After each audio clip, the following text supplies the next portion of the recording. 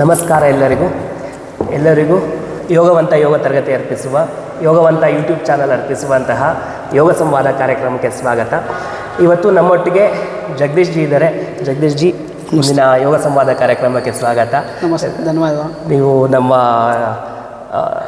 ಕೋರಿಕೆಯನ್ನು ಮನ್ನಿಸಿ ಬಂದು ಇವತ್ತು ನಮ್ಮ ಯೋಗ ಸಂವಾದ ಕಾರ್ಯಕ್ರಮದಲ್ಲಿ ಪಾಲ್ಗೊಳ್ತಾ ಇರೋದು ನಮ್ಗೆ ಬಹಳ ಖುಷಿಯ ವಿಚಾರ. ನಮಗೆಲ್ಲ ನೀವು ಭಜನೆಯಲ್ಲೇ ಫೇಮಸ್ಸು, ಮತ್ತು ಭಜನೆಯಿಂದನೇ ನಮಗೆಲ್ಲ ಗೊತ್ತಾಗಿರುವಂಥದ್ದು.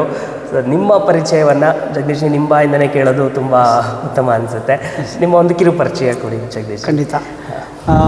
ಜಗಯೋಗಾಲಯ ಅಂಥೇಳಿ ಇದು ಮಾಡಿದೆ. ಯಾಕಂದರೆ ನಾವು ವಾತಾವರಣದಲ್ಲಿ ರೋಗದ ಒಂದು ವಾತಾವರಣವನ್ನು ನೋಡಿ ಅದು ಯೋಗದ ವಾತಾವರಣ ಆದರೆ ಒಳ್ಳೆಯದು ಅಂಥೇಳಿ ಇಡೀ ಜಗತ್ತು ರೋಗಾಲಯದ ಬದಲಾಗಿ ಯೋಗಾಲಯವಾಗಬೇಕು ಅಂಥೇಳಿ ಜಗಯೋಗಾಲಯ ಅಂಥೇಳಿ ಒಂದು ಸಂಕಲ್ಪ.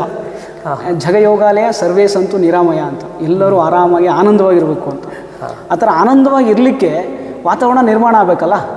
ಹಾಗಾಗಿ ಆ ವಾತಾವರಣ ಎದುರಲ್ಲಿ ಸಿಗುತ್ತೆ ಅಂತ ಒಂದು ಕುತೂಹಲದಿಂದ ಈ ಅನ್ವೇಷಣೆ ಅನ್ನೋದು, ಅವಲೋಕನ ಅನ್ನೋದು ಈ ಥರ ಆಗ್ತಾ ಕೊನೆಗೆ ಅದು ಭಜನೆಯಲ್ಲಿ ಸಿಗುತ್ತೆ ಅಂತ ಸ್ವಲ್ಪ ಚಿಕ್ಕ ವಯಸ್ಸಲ್ಲೇ ಗೊತ್ತಿತ್ತು. ಅದೇ ವಾತಾವರಣದಲ್ಲಿ ಬೆಳೆದಿರೋದ್ರಿಂದ ಸೊ ಹಾಗಾಗಿ ಎಲ್ಲ ಕೆಲಸ ಕಾರ್ಯಗಳನ್ನೆಲ್ಲ ಮುಗಿಸ್ತಾ ಫೈನಲ್ ಅದಕ್ಕೆ ರೀಚ್ ಆಗ್ಬೇಕಂದ್ರೆ ಈ ಭಜನೆ ಮಾಡಲಿಕ್ಕೆ ಅಂತ ನನಗೆ ಕೆಲಸ ಸಿಗ್ತಾ ಇರಲಿಲ್ಲ, ಕೆಲಸದಲ್ಲಿ ಪರ್ಮಿಷನ್ ಸಿಗ್ತಾ ಇರಲಿಲ್ಲ. ಹಾಗಾಗಿ ಅದನ್ನು ಬಿಡಬೇಕು ಅನ್ನೋದು ಫೈನಲಾಗಿ ಡಿಸೈಡ್ ಮಾಡಿ ಈಗ ಕೆಲಸವನ್ನು ಮಾಡೋದು ಬಿಟ್ಟೆ, ಊಟವನ್ನು ಮಾಡೋದು ಬಿಟ್ಟೆ, ನಿದ್ದೆನೂ ಮಾಡೋದು ಬಿಟ್ಟೆ 10 ವರ್ಷಗಳಿಂದ. ಹೆಂಗೆ ಅಂತ ಅಂದರೆ ಎಲ್ಲವನ್ನು ಪರಿವರ್ತನೆ ಮಾಡ್ಕೊಳ್ಳೋದ್ರ ಮೂಲಕ ಕೆಲಸವನ್ನು ಸೇವೆಯಾಗಿ ಪರಿವರ್ತನೆ ಮಾಡ್ಕೊಂಡಿದ್ದೆ. ಈಗ ಕೆಲಸ ಇಲ್ಲ, ಸೇವೆ ನಿದ್ದೆ ಇಲ್ಲ. ಬಟ್ ನಿದ್ದೆ ಮಾಡ್ತೀವಿ. ಯಾವ ರೀತಿ ಅಂದರೆ ಒಂದು ಧ್ಯಾನದ ನಂತರದ ಸ್ಥಿತಿ. ಧ್ಯಾನ ಮಾಡಿ ನಿದ್ದೆ ಮಾಡಿದ್ರೆ ಅದು ಧ್ಯಾನಕ್ಕೆ ಸಮವಾಗುತ್ತೆ. ಮಲ್ಕೊಳ್ಳೋದಕ್ಕೆ ಮುಂಚೆ ಮತ್ತು ಎದ್ದೊಳೋದಕ್ಕೆ ಮುಂಚೆ ಎರಡಕ್ಕೂ ಧ್ಯಾನ ಅನ್ನೋದು ಅಪ್ಲೈ ಮಾಡಿದ್ರೆ ಮೊದಲಿರ್ತಕ್ಕಂಥ ಒಂದು ಸ್ಥಿತಿ ಏನಿದೆ ಅದು ಧ್ಯಾನಕ್ಕೆ ಸಮಾನ ಆಗೋಗುತ್ತೆ. ಇನ್ನು ಊಟ 10 ವರ್ಷದಿಂದ ಮಾಡ್ತಾ ಇಲ್ಲ. ಅದೇ ಹಿಂಗೆ ನೀವು ಹೇಳಿ ನೋಡೋಣ. 2 ಎಕ್ಸಾಂಪಲ್ ಆಯಿತು. ಅದೇ ಊಟಕ್ಕಿಂತ ಮುಂಚೆನೇ ಉಪವಾಸ, ಊಟ ಆದಮೇಲೆ ಅಲ್ಲ, ಪದಾರ್ಥವನ್ನು ಭಾವನಾತ್ಮಕವಾಗಿ ನಾವು ಪ್ರಸಾದ ಅಂತ ತೊಗೊಂಡಾಗ ಪದಾರ್ಥದ ಒಂದು ಗುಣ ಹೋಗಿ ಪ್ರಸಾದದ ಗುಣ ಬರುತ್ತೆ. ಒಂದು 10 ವರ್ಷದಿಂದ ಪ್ರಸಾದದಲ್ಲೇ ಇದ್ದೀವಿ ಅಂತ ಅಲ್ವಾ. ಇದೆಲ್ಲ ಅದ್ಭುತವಾದಂಥ ಒಂದು ಭಾವನಾತ್ಮಕವಾದಂಥ ಸ್ಥಿತಿ. ಇವೆಲ್ಲವೂ ಸಹ ನಮಗೆ ಆ ಥರ ಸಿಗುತ್ತೆ. ಹಾಗಾಗಿ ಯಾವೊಂದು ಸ್ಥಿತಿಗೆ ಬರಲಿಕ್ಕೆ ಅದೇ ಒಂದು ವಾತಾವರಣದಲ್ಲಿ ನಾನು ಇರಬೇಕಲ್ಲ. ನನಗೆ ಬೇಕಾದಂಥ ಸೃಷ್ಟಿ ಇದು, ಜಗತ್ತಿದು. ಆ ಜಗತ್ತಿನಲ್ಲಿ ನಾನು ಇರಬೇಕಂತಂದರೆ ಆ ಜಗತ್ತಿನಾಗೆ ನಾನು ಫಸ್ಟು ಪ್ರವೇಶ ಮಾಡಬೇಕು. ಅದಕ್ಕೆ ಜಂಜಾಟ, ಕೆಲಸ ಕಾರ್ಯ, ಇವನ್ನೆಲ್ಲ ವರ್ಕು, ಅದು ಪ್ರೊಫೆಷ್ನಲ್ಲು, ಇವನ್ನ ಹೇಳ್ತಾರಲ್ಲ ವೃತ್ತಿ ಪ್ರವೃತ್ತಿ, ಇವನ್ನೆಲ್ಲ ಮಾಡ್ತಾಯಿದ್ರೆ ಯಾವುದು ಮಾಡೋಕ್ಕಾಗಲ್ಲ. ಹಾಗಾಗಿ ಅದಕ್ಕೆಲ್ಲ ಇದು ಮಾಡಿ ಒಂದಷ್ಟು ವಯಸ್ಸೆಲ್ಲ ಮಾಡಿಕೊಂಡೆ. ಇದರಲ್ಲಿ ಯೋಗ ಮಾಡಿದ್ರೆ ಯೋಗದಲ್ಲಿ ನಮಗೆ ಭಕ್ತಿ ಯೋಗ ಸಿಗುತ್ತೆ ಅಲ್ವಾ. ನಿಜ. ಆಗ ಭಜನೆ ಎಲ್ಲ ಕಡೆ ಮಾಡ್ತಾ ಇರ್ಬೋದು, ಕೆಲಸ ಆಗ್ತೈತೆ ಸೇವೆಯಾಗಿ. ಇತ್ತ ಕಡೆ ಭಜನೆಯೂ ನಡೀತಾ ಇರುತ್ತೆ ಅಂಥೇಳಿ ನನಗೆ ಕೇಳಲಿಕ್ಕೆ ಜಾಸ್ತಿ ಇಷ್ಟ. ಅದಕ್ಕೆ ಅಂತ ನಾನು ಹೋಗಿ ಅಲ್ಲಿ ಹೇಳೋರು ಇಲ್ದಾಗ ನಾನು ಹೇಳೋವಂಥ ಪರಿಸ್ಥಿತಿ ಬರುತ್ತೆ. ಆಗ ಆಟೋಮೆಟಿಕ್ ಅದು ಹೇಳ್ತಾ ಹಂಗೆ ಕಲ್ತಂಗೆ ಆಯಿತು. ಸಂಗೀತ ಕಲಿಬೇಕು ಅಂತ ಮಹದಾಸೆ ಇತ್ತು. ಬಟ್ ಅದಕ್ಕೆ ಅವಕಾಶಗಳು ಸಿಗಲಿಲ್ಲ. ಕೆಲಸ ಕಾರ್ಯ ಓದು ಇದೇ ಇರ್ತದಲ್ಲ. ಹಾಗಾಗಿ ಅಟ್ಲೀಸ್ಟ್ ಭಜನೆನಾದರೂ ಕಲಿಯೋಣ ಅಂತ ತುಂಬ ಸೊಗಸಾಗಿ ತಿಳಿಸ್ಕೊಡ್ತಾರೆ ಜಿ. ಮತ್ತು ಸಾಧಾರಣ ಸಮಸ್ಯೆ ಎಲ್ಲಾಗತ್ತೆ ಅಂದರೆ ಮನೆಯಲ್ಲಿ ಈಗ ಫಾರ್ಮಲ್ ಎಜುಕೇಷನ್ ಅಂತ ಹೇಳ್ತೀವಿ, ಡಿಗ್ರಿ ಓದಬೇಕು, ಅದಾದಮೇಲೆ ಕೆಲಸಕ್ಕೆ ಹೋಗಬೇಕು. ಯಾವಾಗೀಗ ಆಧ್ಯಾತ್ಮದ ಕಡೆ ಒಂದು ಸ್ವಲ್ಪ ತಿರುಗ್ತಾ ಇದ್ದಾರೆ ಅಂತಂದಂಗೆ ಮನೇಲಿ ಒಂದು ಸ್ವಲ್ಪ ಹುಷಾರಾಗಿರೋದ್ರ ಭಯ ಆದ ಥರನೂ ಆಗ್ಬಿಡ್ತಾರೆ. ಇನ್ನೆಲ್ಲಿ ಇದಕ್ಕೆ ವಾಲ್ಕೊಂಡ್ಬಿಡ್ತಾನೋ ಅಥವಾ ನಮ್ಮನ್ನೆಲ್ಲ ಮುಂದಕ್ಕೆ. ಈಗ ಸಾಧಾರಣವಾಗಿ ಏನಾಗುತ್ತೆ ಪೋಷಕರಿಗೆ ಅಂದರೆ ಓದಿಸೋದು, ಮುಂದೆ ನಮಗೂ ಏನೋ ಒಂದು ಸ್ವಲ್ಪ ಊಟಕ್ಕೆಲ್ಲ ಒಂಚೂರು ವ್ಯವಸ್ಥೆ ಮಾಡ್ತಾನಪ್ಪ, ದುಡ್ಕೊಂಬಂದು ನಮಗೇನೋ ಚೆನ್ನಾಗಿ ನೋಡ್ಕೊಳ್ತಾನೆ ಅಂತ ಅಂದ್ಕೊಳ್ತಾರೆ. ಈ ಆಧ್ಯಾತ್ಮ ದೇವರು ಹಿಂಗೆ ಹೋಗ್ಬಿಟ್ಟು ಆಮೇಲೆ ನಮ್ಮನ್ನೆಲ್ಲ ಕಡೆಗಣಿಸ್ಬಿಡ್ತಾನಪ್ಪ ಅಂತ ಅನ್ನುವಂಥದ್ದು ಭಾವನೆ ತುಂಬ ಸಾಧಾರಣವಾಗಿರುತ್ತೆ. ನಿಮ್ಮ ಪರಿಸ್ಥಿತಿ ಹೇಗಿತ್ತು? ಸೊ ಅದೆಲ್ಲ ನಮಗೆ ಸತ್ಸಂಗದಲ್ಲಿ ಈ ವಿಚಾರಗಳು ತುಂಬ ಸಿಂಪಲ್ಲಾಗಿ ಹೇಳ್ಕೊಬಿಡ್ತಾರೆ. ಫಿಲಾಸಫಿ ಅನ್ನೋದು ನಾವು ದೊಡ್ಡ ಇದರಲ್ಲಿ ಕೋರ್ಸಲ್ಲಿ ಹೋಗಿ ಅಲ್ಲಿ ಸಿಗೋದಿಲ್ಲ. ಫೀಸ್ ಕಟ್ಟೋದು ಗೊತ್ತಾಗುತ್ತೆ ಮತ್ತು ಸರ್ಟಿಫಿಕೇಟ್ ಕೊಡೋದು ಗೊತ್ತಾಗುತ್ತೆ. ನಾಲೆಡ್ಜ್ ಅಂದರೆ ಅದು ಎಲ್ಲೋ ಬೇರೆ ಕಡೆ ಸಿಗುತ್ತೆ ಅನ್ನೋ ಥರ ಆಗುತ್ತೆ. ಹಾಗಾಗಿ ಸತ್ಸಂಗದಲ್ಲಿ ಹೋದಾಗ ಈ ಹಿರಿಯರು ಇವರೆಲ್ಲ ಹೇಳ್ತಾ ಏನಂದರೆ ಹುಟ್ಟಿಸಿದ ದೇವರು ಹುಲ್ಮೇಯಿಸಲ್ವಾ ಅಂತ ಹೇಳ್ತಾರೆ. ಅಂದರೆ ನಮ್ಮ ಜನ್ಮ ಪೂರ್ವದಲ್ಲೇ ನಾವು ಏನು ಸಾಧನೆ ಮಾಡಬೇಕು, ಏನು ಸಂಪಾದನೆ ಮಾಡಬೇಕು, ಏನು ಜ್ಞಾನವನ್ನು ಪಡಿಬೇಕು ಅನ್ನೋದು ಆಲ್ರೆಡಿ ರಿಜಿಸ್ಟರ್ಡ್ ಆಗಿಬಿಟ್ಟಿರುತ್ತೆ. ಹಾಗಾಗಿ ಅದು ಅದೃಷ್ಟಗಳ ಮೂಲಕ ಕರ್ಮಗಳ ಮೂಲಕ ಅದಾಗತ್ತೆ. ಇಲ್ಲಿ ನಾನು ಮಾಡಿದೆ ಅಂತ ಏನು ಬರುತ್ತಲ್ಲ ಅದು ತಾಪತ್ರಯಗಳಾಗ್ಬಿಡುತ್ತೆ. ಅದು ಮಾಡ್ತಾ ಮಾಡ್ತಾ ಅದಾಗ್ತಾ ಇಲ್ಲ, ಇದಾಗ್ತಾ ಇಲ್ಲ, ಹಿಂಗಾಗಬೇಕಾಯ್ತು, ಹಂಗಾಗಬೇಕಾಯ್ತು, ಅದಾಗಲೇ ಇಲ್ಲ, ಇದೇ ಇದರಲ್ಲಾಗಿರುತ್ತೆ. ಆದರೆ ಸಮರ್ಪಣಾ ಭಾವ ಯಾವಾಗ ಬರುತ್ತೆ ಅವಾಗ ಆಟೋಮೆಟಿಕ್ಕಾಗಿ ಅದು ಆಗ್ತಾ ಹೋಗುತ್ತೆ ಅನ್ನೋ ಥರ ಇದೆ. ಅದು ಮಕ್ಕಳ ಬಗ್ಗೆ ಯೋಚನೆ ಮಾಡಿದಾಗ ಅವ್ರಿಗೊಂದು ಪದ್ಧತಿ ಇದೆ. ಈ ಪ್ರತಿಯೊಬ್ಬ ಮನುಷ್ಯನಿಗೂ 4 ಗೋಲ್ಸ್ ಇರಬೇಕಂತ ಜೀವನದಲ್ಲಿ. ಅದೇ ಧರ್ಮಾರ್ಥ ಕಾಮ ಮೋಕ್ಷ ಅಂತ ಅಲ್ವಾ, ಅದೇ ಜೀವನ. ಸೊ ಅದನ್ನು ಫುಲ್ಫಿಲ್ ಮಾಡ್ಕೊಳ್ಳಿಕ್ಕೆ ನಮ್ಮ ಆಚಾರಗಳು, ವಿಚಾರಗಳು, ಆಹಾರಗಳು, ವಿಹಾರಗಳು ಆಲ್ರೆಡಿ ಇದೆಲ್ಲ ಒಂದು ರೋಡ್ ಮ್ಯಾಪ್ ಹಾಕಿ ಕೊಟ್ಬಿಟ್ಟಿದ್ದಾರೆ, ಬ್ಲೂ ಪ್ರಿಂಟ್ ಅಂತ. ಅದನ್ನು ಫಾಲೋ ಮಾಡ್ಕೊಂಡು ಹೋದ್ರೆ ಸಾಕು. ನಾವು ಆಚಾರಗಳಲ್ಲೆಲ್ಲ ಕವರ್ ಆಗುತ್ತೆ. ನನ್ನ ಶಕ್ತಿ ಏನೋ ನನಗೆ ಗೊತ್ತಾಗುತ್ತೆ. ಅದು ಯೋಗ ಮಾಡೋದ್ರಿಂದ ಆಗಲಿ, ಧ್ಯಾನ ಮಾಡೋದ್ರಿಂದ, ಪೂಜೆ ಪುನಸ್ಕಾರದಿಂದ ಎಲ್ಲ ನಮ್ಮನ್ನು ನಾವು ಜಾಗೃತಿ ಮಾಡ್ಕೊಳ್ತಾನೆ ಇರ್ತೀವಿ ಅಲ್ವಾ. ವಿಚಾರಗಳು, ಒಳ್ಳೆ ವಿಚಾರಗಳು ಹೋಗುತ್ತೆ. ಅವ್ರು ಆ ಥರ ಬೆಳೀತಾ ಇದ್ದಾರೆ, ನಾವು ಯಾವ ಥರ ಬೆಳಿಬೇಕು ಅಲ್ವಾ. ಈ ಜಗತ್ತಿನಲ್ಲಿದೆ 2, ಒಂದು ಮಾಡಬಾರ್ದು, ಒಂದು ಮಾಡಬೇಕಾಗಿರೋದು. ಕೆಟ್ಟದ್ದು ನೋಡಿದ್ವಾ ಆ ಥರ ಮಾಡಬಾರ್ದು ಅಂತ ತಿಳ್ಕೋಬೇಕು, ಒಳ್ಳೇದು ನೋಡಿದ್ವಾ ಈ ಥರದ್ದೇ ಮಾಡಬೇಕು ಅಂತ ಗೊತ್ತಾಗಬೇಕು. ಅಷ್ಟೇ, ವೆರಿ ಸಿಂಪಲ್. ಈಗೆಲ್ಲ ಉಲ್ಟಾ ಆಗೋಗ್ಬಿಡ್ತಾರೆ. ಜಿ ಮತ್ತು ಈಗ ಕೆಲವರು ಪೋಷಕರು ನಾನು ಹೇಳಿದ್ನಲ್ಲ, ಸೊ ಏನಾಗುತ್ತೆ ಅಂದರೆ ಈ ಥರ ಮಕ್ಕಳನ್ನ ನಾನು ಈ ಆಧ್ಯಾತ್ಮಕ್ಕೆ ನಾನು ತೊಡಗಿಸ್ಕೊಂಡ್ಬಿಟ್ರೆ ಅದರಲ್ಲೇ ತುಂಬ ಅವರು ಏನು ಇನ್ವಾಲ್ವ್ ಆಗಿಬಿಟ್ಟು ಆಮೇಲೆ ಈ ಥರ ಓದೋದು ಕಡಿಮೆ ಮಾಡಿಬಿಡ್ತಾರೆ. ಸೊ ಮುಖ್ಯವಾಗಿ ಓದೋದು ಬಿಟ್ಟು ಈ ಥರ ಅಂದ್ಕೊಳ್ತೀವಿ. ಈ ಸಮತೋಲನ ಹೆಂಗೆ ತರ್ಬೋದು ಮಕ್ಕಳಿಗೆ, ಇದ್ರ ಬಗ್ಗೆ ಹೆಂಗೆ ನಾವು ಟಚ್ಚು? ಈ ಭಯಗಳಲ್ಲಿ 3 ವಿಧ ಇದೆ. ಒಂದು ಭಯದ ಸ್ಥಿತಿ, ಇನ್ನೊಂದು ನಿರ್ಭಯದ ಸ್ಥಿತಿ, ಇನ್ನೊಂದು ಅಭಯದ ಸ್ಥಿತಿ ಅಂತ. ಈಗ ನಾವು ಒಂದು ಸಣ್ಣ ಕ್ವಶನ್ನು, ನೀವು ಯಾವ ಸ್ಥಿತಿಯಲ್ಲಿದ್ದೀರಾ ಅಂತ. ಭಯದ ಸ್ಥಿತಿಯಲ್ಲ, ನಿರ್ಭಯದ ಸ್ಥಿತಿಯಲ್ಲ, ಅಭಯದ ಸ್ಥಿತಿಯಲ್ಲ, ಎಲ್ಲೋ ಮಧ್ಯದಲ್ಲಿದ್ದೀವಿ ಅನ್ಸುತ್ತೆ. ಅಭಯದ ಸ್ಥಿತಿಯಲ್ಲಿದ್ದೀರಾ. ಯಾಕಂದರೆ ನಾವು ಜ್ಞಾನವನ್ನು ಪಡೆದು 4 ಜನಕ್ಕೆ ಆರೋಗ್ಯವನ್ನು ಕೊಡ್ತಾಯಿದ್ವಿ, ಯೋಗ ಆಚಾರ್ಯರಾಗಿ ಅಲ್ವಾ, ಯೋಗ ಥೆರಪಿಸ್ಟ್ ಆಗಿ. ಅವರು ಧೈರ್ಯ ಬರುತ್ತೆ ಅಲ್ವಾ, ಅವ್ರಿಗೆಲ್ಲರಿಗೂ ನೀವು ಅಭಯವನ್ನು ಕೊಡ್ತಾಯಿದ್ದೀರ ಅಲ್ವಾ. ಈ ಥರ ಮಕ್ಕಳಿಗೆ ನಾವು ಪೇರೆಂಟ್ಸು ಇದನ್ನು ತುಂಬಬೇಕು. ಅವರು ಭಯದಲ್ಲಿದ್ದು, ಅವರು ಟೆನ್ಷನಲ್ಲಿದ್ದು, ಮಕ್ಕಳಿಗೆ ಇನ್ನೂ ಜಾಸ್ತಿ ಟೆನ್ಷನ್ ಆಗ್ತಾರೆ ಅಲ್ವಾ. ಆ ಥರ ಇರುತ್ತೆ. ಹಾಗಾಗಿ ಬಾಲ ಸಂಸ್ಕಾರ ಈ ಥರದ್ದೆಲ್ಲ ಇದ್ದಾವೆ, ಸಂಸ್ಕಾರಗಳು ಅವೆಲ್ಲ ಮಾಡ್ತಾ ಆ ಏಜಲ್ಲಿ ಏನೇನೆಲ್ಲ ಬರಬೇಕು ಅದು ತಂತಾನಾಗಿ ಕೊಟ್ಟರೆ ಆಟೋಮೆಟಿಕ್ ಅವರು ಬಲಿಷ್ಠರಾಗ್ತಾರೆ. ಅದನ್ನೇ ವಿವೇಕಾನಂದ ಹೇಳಿದ್ರು, ಶಿಷ್ಟೋ ಧುಡಿಷ್ಟೋ ಬಲಿಷ್ಠ ಅಂತ. ಇವ್ರು ಹೆಂಗಿದೆ, ಶಿಸ್ತು ಬರಬೇಕು, ಅದು ದೃಢತೆ ಬರುತ್ತೆ. ಆ ದೃಢತೆ ಆದ ನಂತರ ಆಟೋಮೆಟಿಕ್ಕಾಗಿ ಬೆಳೆಯೋದೇ ಬಲಿಷ್ಠವಾಗಿರ್ತಾರೆ. ಯಾರು ಎದುರ್ಕೊಳ್ಳೋ ಅವಶ್ಯಕತೆ ಇಲ್ಲ. ಎಲ್ಲಿವರೆಗೂ ಎದುರ್ಕೊಳ್ತೀವೋ ಅದು ಜೀವನ ಅಲ್ಲ, ಬದುಕಾಗ್ಬಿಡುತ್ತೆ.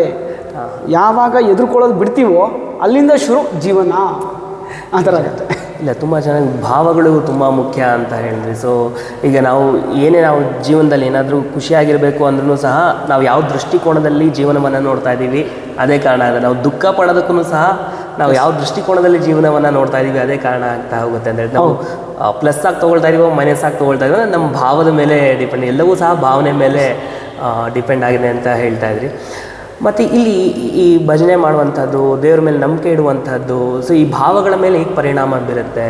ಇದು ಎಲ್ಲ ಭಜನೆ ನಾವು ದೇವರು ಅಂತಂದ್ರೆ ಈಗ ನಮಗೆ ಅಹಂ ಬ್ರಹ್ಮಾಸ್ಮಿ ಅಂತ ಹೇಳ್ಕೊಡ್ತಾರೆ, ಯದ್ಭಾವಂ ತದ್ಭವತಿ ಅಂತ ಹೇಳ್ಕೊಡ್ತಾರೆ. ನಾನು ಈ ಭಜನೆ ಅಥವಾ ಭಗವಂತ ಇದೆಲ್ಲ ಯಾಕೆ ಅಂದರೆ ಹೊರಗಡೆ ಎಲ್ಲೋ ನಾನು ದರ್ಶನ ಮಾಡಬೇಕು ಅಂತ ಅಲ್ಲ, ನನ್ನ ಒಳಗಡೆ ಭಗವಂತನನ್ನು ಅನುಭವ ಮಾಡಬೇಕು ಅಂತ. ಅನುಭವದ ರೀತಿಯಲ್ಲಿ ಇರ್ತಕ್ಕಂಥದ್ದು. ಒಂದು ಭಜನೆ ಮಾಡಿದ್ರೆ ಮೈಯೆಲ್ಲ ರೋಮಾಂಚನ ಆಗುತ್ತೆ. ಎಲ್ಲನ ಮಾಡಲಿ ಆ ಎಕ್ಸ್ಪೀರಿಯೆನ್ಸ್ ನನಗೆ ಯಾವುದರಲ್ಲೂ ಸಿಗೋದಿಲ್ಲ. ಊಟ ಬಿಡಲಿ, ಊಟ ಮಾಡಲಿ, ಮತ್ತೇನಾದ್ರು ತೊಗೊಳ್ಳಿ, ಎಂಥ ಅಪ್ರಿಷಿಯೇಷನ್ಸ್ ಆಗಲಿ ಅದರಲ್ಲಿ ಯಾವುದ್ರಲ್ಲೂ ಸಿಗೋದಿಲ್ಲ. ಅಂಥ ಒಂದು ಚೈತನ್ಯ ಅನ್ನೋದು ಅದರಲ್ಲಿ ಸಿಗುತ್ತೆ. ನಮ್ಮನ್ನು ನಾವು ಚೈತನ್ಯ ಸ್ಥಿತಿಗೆ ತೊಗೊಂಡೋಗ್ಬೇಕು. ಆದರೆ ಇರ್ತಕ್ಕಂಥ ವಾತಾವರಣ ಹೇಗಿದೆ, ನಿಶ್ಶಕ್ತಿಯಲ್ಲಿದೆ. ನಿಶ್ಶಕ್ತಿಯಿಂದ ಶಕ್ತಿಯ ಸ್ಥಿತಿಗೆ ಬರಬೇಕು, ಶಕ್ತಿಯಿಂದ ಚೈತನ್ಯ ಸ್ಥಿತಿಗೆ ಬರಬೇಕು. ಅದಕ್ಕೆ ಚೈತನ್ಯವಾದಂಥ ಆತ್ಮ ಕನೆಕ್ಟ್ ಆಗುತ್ತೆ, ಆನಂದವಾಗಿರುತ್ತೆ. ಇದೆಲ್ಲ ಏನಂದರೆ ಒಂದು ಲೇಯರ್ಸ್ ಇದೆ, ಮೇಲ್ಗಡೆ ಒಂದಷ್ಟು ಲೇಯರ್ಸು, ಕೆಳಗಡೆ ಒಂದು ಲೇಯರ್ಸ್ ಅಂತ ಇದೆ. ಈಗ ಒಂದು ಸಮಾಧಾನ ಸ್ಥಿತಿ ಅಂತ ಅಂದ್ಕೊಳ್ಳೋಣ. ಈ ಸಮಾಧಾನ ಸ್ಥಿತಿಯಿಂದ ಕೆಳಗಡೆ ಒಂದಷ್ಟು ಲೇಯರ್ಸ್ ಇದ್ದಾವೆ. ಒಂದು ಐಡಿಯಾ ಇದ್ಬೋದು ಯಾವ್ಯಾವುದು ಅಂತ? ಕೆಳಮುಖವಾಗಿ ಅದೇ ಭಯ, ದುಃಖ. ಈ ಸಮಾಧಾನ ಸ್ಥಿತಿಯಿಂದ ಕೆಳಗಡೆ ಅಸಮಾಧಾನ ಸ್ಥಿತಿ, ಅದು ಕೆಳಗಡೆ ಅತೃಪ್ತ ಸ್ಥಿತಿ. ಇನ್ನು ಅದಕ್ಕೂ ಕೆಳಗಡೆ ಇರ್ತಾರೆ ಕೆಲವರು ಜನ, ಅದು ಪ್ರೇತಾತ್ಮ ಸ್ಥಿತಿ ಅಂತ, ತಾಮಸಿಕ ಗುಣ ಇರುತ್ತೆ ಅಂತ. ಅವ್ರಿಗೆ ಏನು ಹೇಳೋದು ಗೊತ್ತಾಗಲ್ಲ, ತಿಳ್ಕೊಳ್ಳೋದು ಇಲ್ಲ, ಕಲ್ತ್ಕೊಳ್ಳೋದು ಇಲ್ಲ. ಬಟ್ ಅದು ಹಂಗೆ ಇದಾಗ್ತಾನೆ ಇರ್ತದೆ.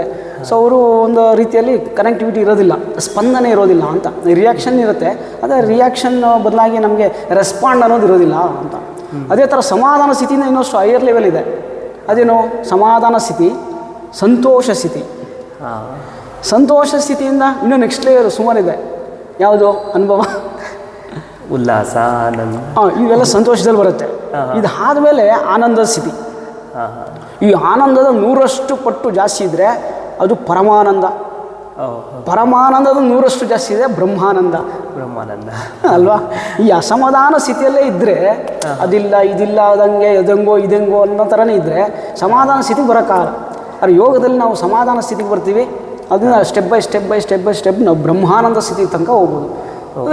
ಸುಲಭವಾಗಿ ಭಕ್ತಿ ಯೋಗದಲ್ಲಿ ಭಜನೆಯಲ್ಲಿ ಡೈರೆಕ್ಟ್ ಬ್ರಹ್ಮಾನಂದ ತಲುಪಬಹುದು. ಆನಂದಮಯ ಕೋಶಕ್ಕೆ ಹೋಗ್ಬಿಡ್ತೀವಿ. ಆ ಥರ ಇರುತ್ತೆ. ಗೊತ್ತಾಗುತ್ತೆ. ಇಲ್ಲ, ನಾವು ತುಂಬ ನಕಾರಾತ್ಮಕದಿಂದ ತಾಮಸಿಕ, ರಾಜಸಿಕ, ಸಾತ್ವಿಕ ಅಂತ ಇದೆ. ಸಹಜವಾಗಿ ಗಮನಿಸಿ, ನೇಚರಲ್ಲಿ ಅದು ನಮ್ಮ ಸಮಾಜದಲ್ಲಿ ಎಲ್ಲರ ಹತ್ರ ಅಭ್ಯಾಸ ಇರ್ತಕ್ಕಂಥ ಕೇವಲ 2 ಮಾತ್ರ ಇದೆ. ಒಂದು ತಾಮಸಿಕ ಗುಣ, ಇನ್ನೊಂದು ರಾಜಸಿಕ ಗುಣ. ಈ 2 ಅಭ್ಯಾಸಗಳು ಮಾತ್ರ ನಾವು ಮಾಡ್ತಾ ಇದ್ದೀವಿ. ಈ ಸಾತ್ವಿಕ ಗುಣದ ಅಭ್ಯಾಸ ಯಾರು ಮಾಡ್ತಾ ಇದ್ದಾರಾ? ಕಡಿಮೆ. ಈ ತಾಮಸಿಕ ಗುಣ ಏನಿದೆ ನಿದ್ದೆಯಲ್ಲಿ ಇರ್ತಕ್ಕಂಥದ್ದು ಅಲ್ವಾ? ನಮಗೇನು ಗೊತ್ತಾಗಲ್ಲ, ನಮ್ಮ ಕೈ ಎತ್ತಿದ್ರು ಹಂಗೆ ಬೀಳುತ್ತೆ. ಅಂದರೆ ನಮಗೇನು ಬೈದರೂ ಗೊತ್ತಾಗಲ್ಲ, ಹೊಗಳೋದು ಗೊತ್ತಾಗಲ್ಲ, ಏನೇನೂ ಗೊತ್ತಾಗಲ್ಲ ಅಂತ ತಾಮಸಿಕ ಸ್ಥಿತಿಯಲ್ಲಿ ಇರ್ತೀವಿ. ರಾಜಸಿಕ ಎದ್ದಿದ್ದಾಗ ನಾನು ಆ ಕೆಲಸ ಮಾಡಿದೆ, ಇದು ಮಾಡಿದೆ, ಅದು ಮಾಡಿದೆ, ಇದು ಮಾಡಿದೆ, ಎಲ್ಲ ಮಾಡಿದೆ, ನಾನೇ ಮಾಡಿದ್ದು, ನಾನೇ ಫಸ್ಟು ಅನ್ನೋದು ಬರುತ್ತೆ, ರಾಜಸಿಕ ಬರುತ್ತೆ. ಬಟ್ ಸಾತ್ವಿಕ ಅನ್ನೋದು ಯಾವಾಗ ಬರುತ್ತೆ ಅಂತಂದಾಗ ಅದಕ್ಕೆ ಅಭ್ಯಾಸಗಳು ಅನ್ನೋದೇ ಯೋಗ. ಅಥವಾ ಒಂದು ದೇವಸ್ಥಾನಕ್ಕೆ ಹೋಗ್ತೀವಿ, ಒಂದು ಧ್ಯಾನ ಮಾಡ್ತೀವಿ, ಒಂದು ಪೂಜೆ ಪುನಸ್ಕಾರ ಮಾಡ್ತೀವಿ, ಇವೆಲ್ಲವೂ ಮಾಡ್ತಕ್ಕಂಥದ್ದು ಸಾತ್ವಿಕ ಅಭ್ಯಾಸ. ಇಡೀ ಪ್ರಪಂಚದಲ್ಲಿ ಜಗತ್ತಿನಲ್ಲಿ ಎಷ್ಟು ಜನ ಸಾತ್ವಿಕ ಅಭ್ಯಾಸಗಳು ಮಾಡ್ತಾ ಇದ್ದಾರೆ.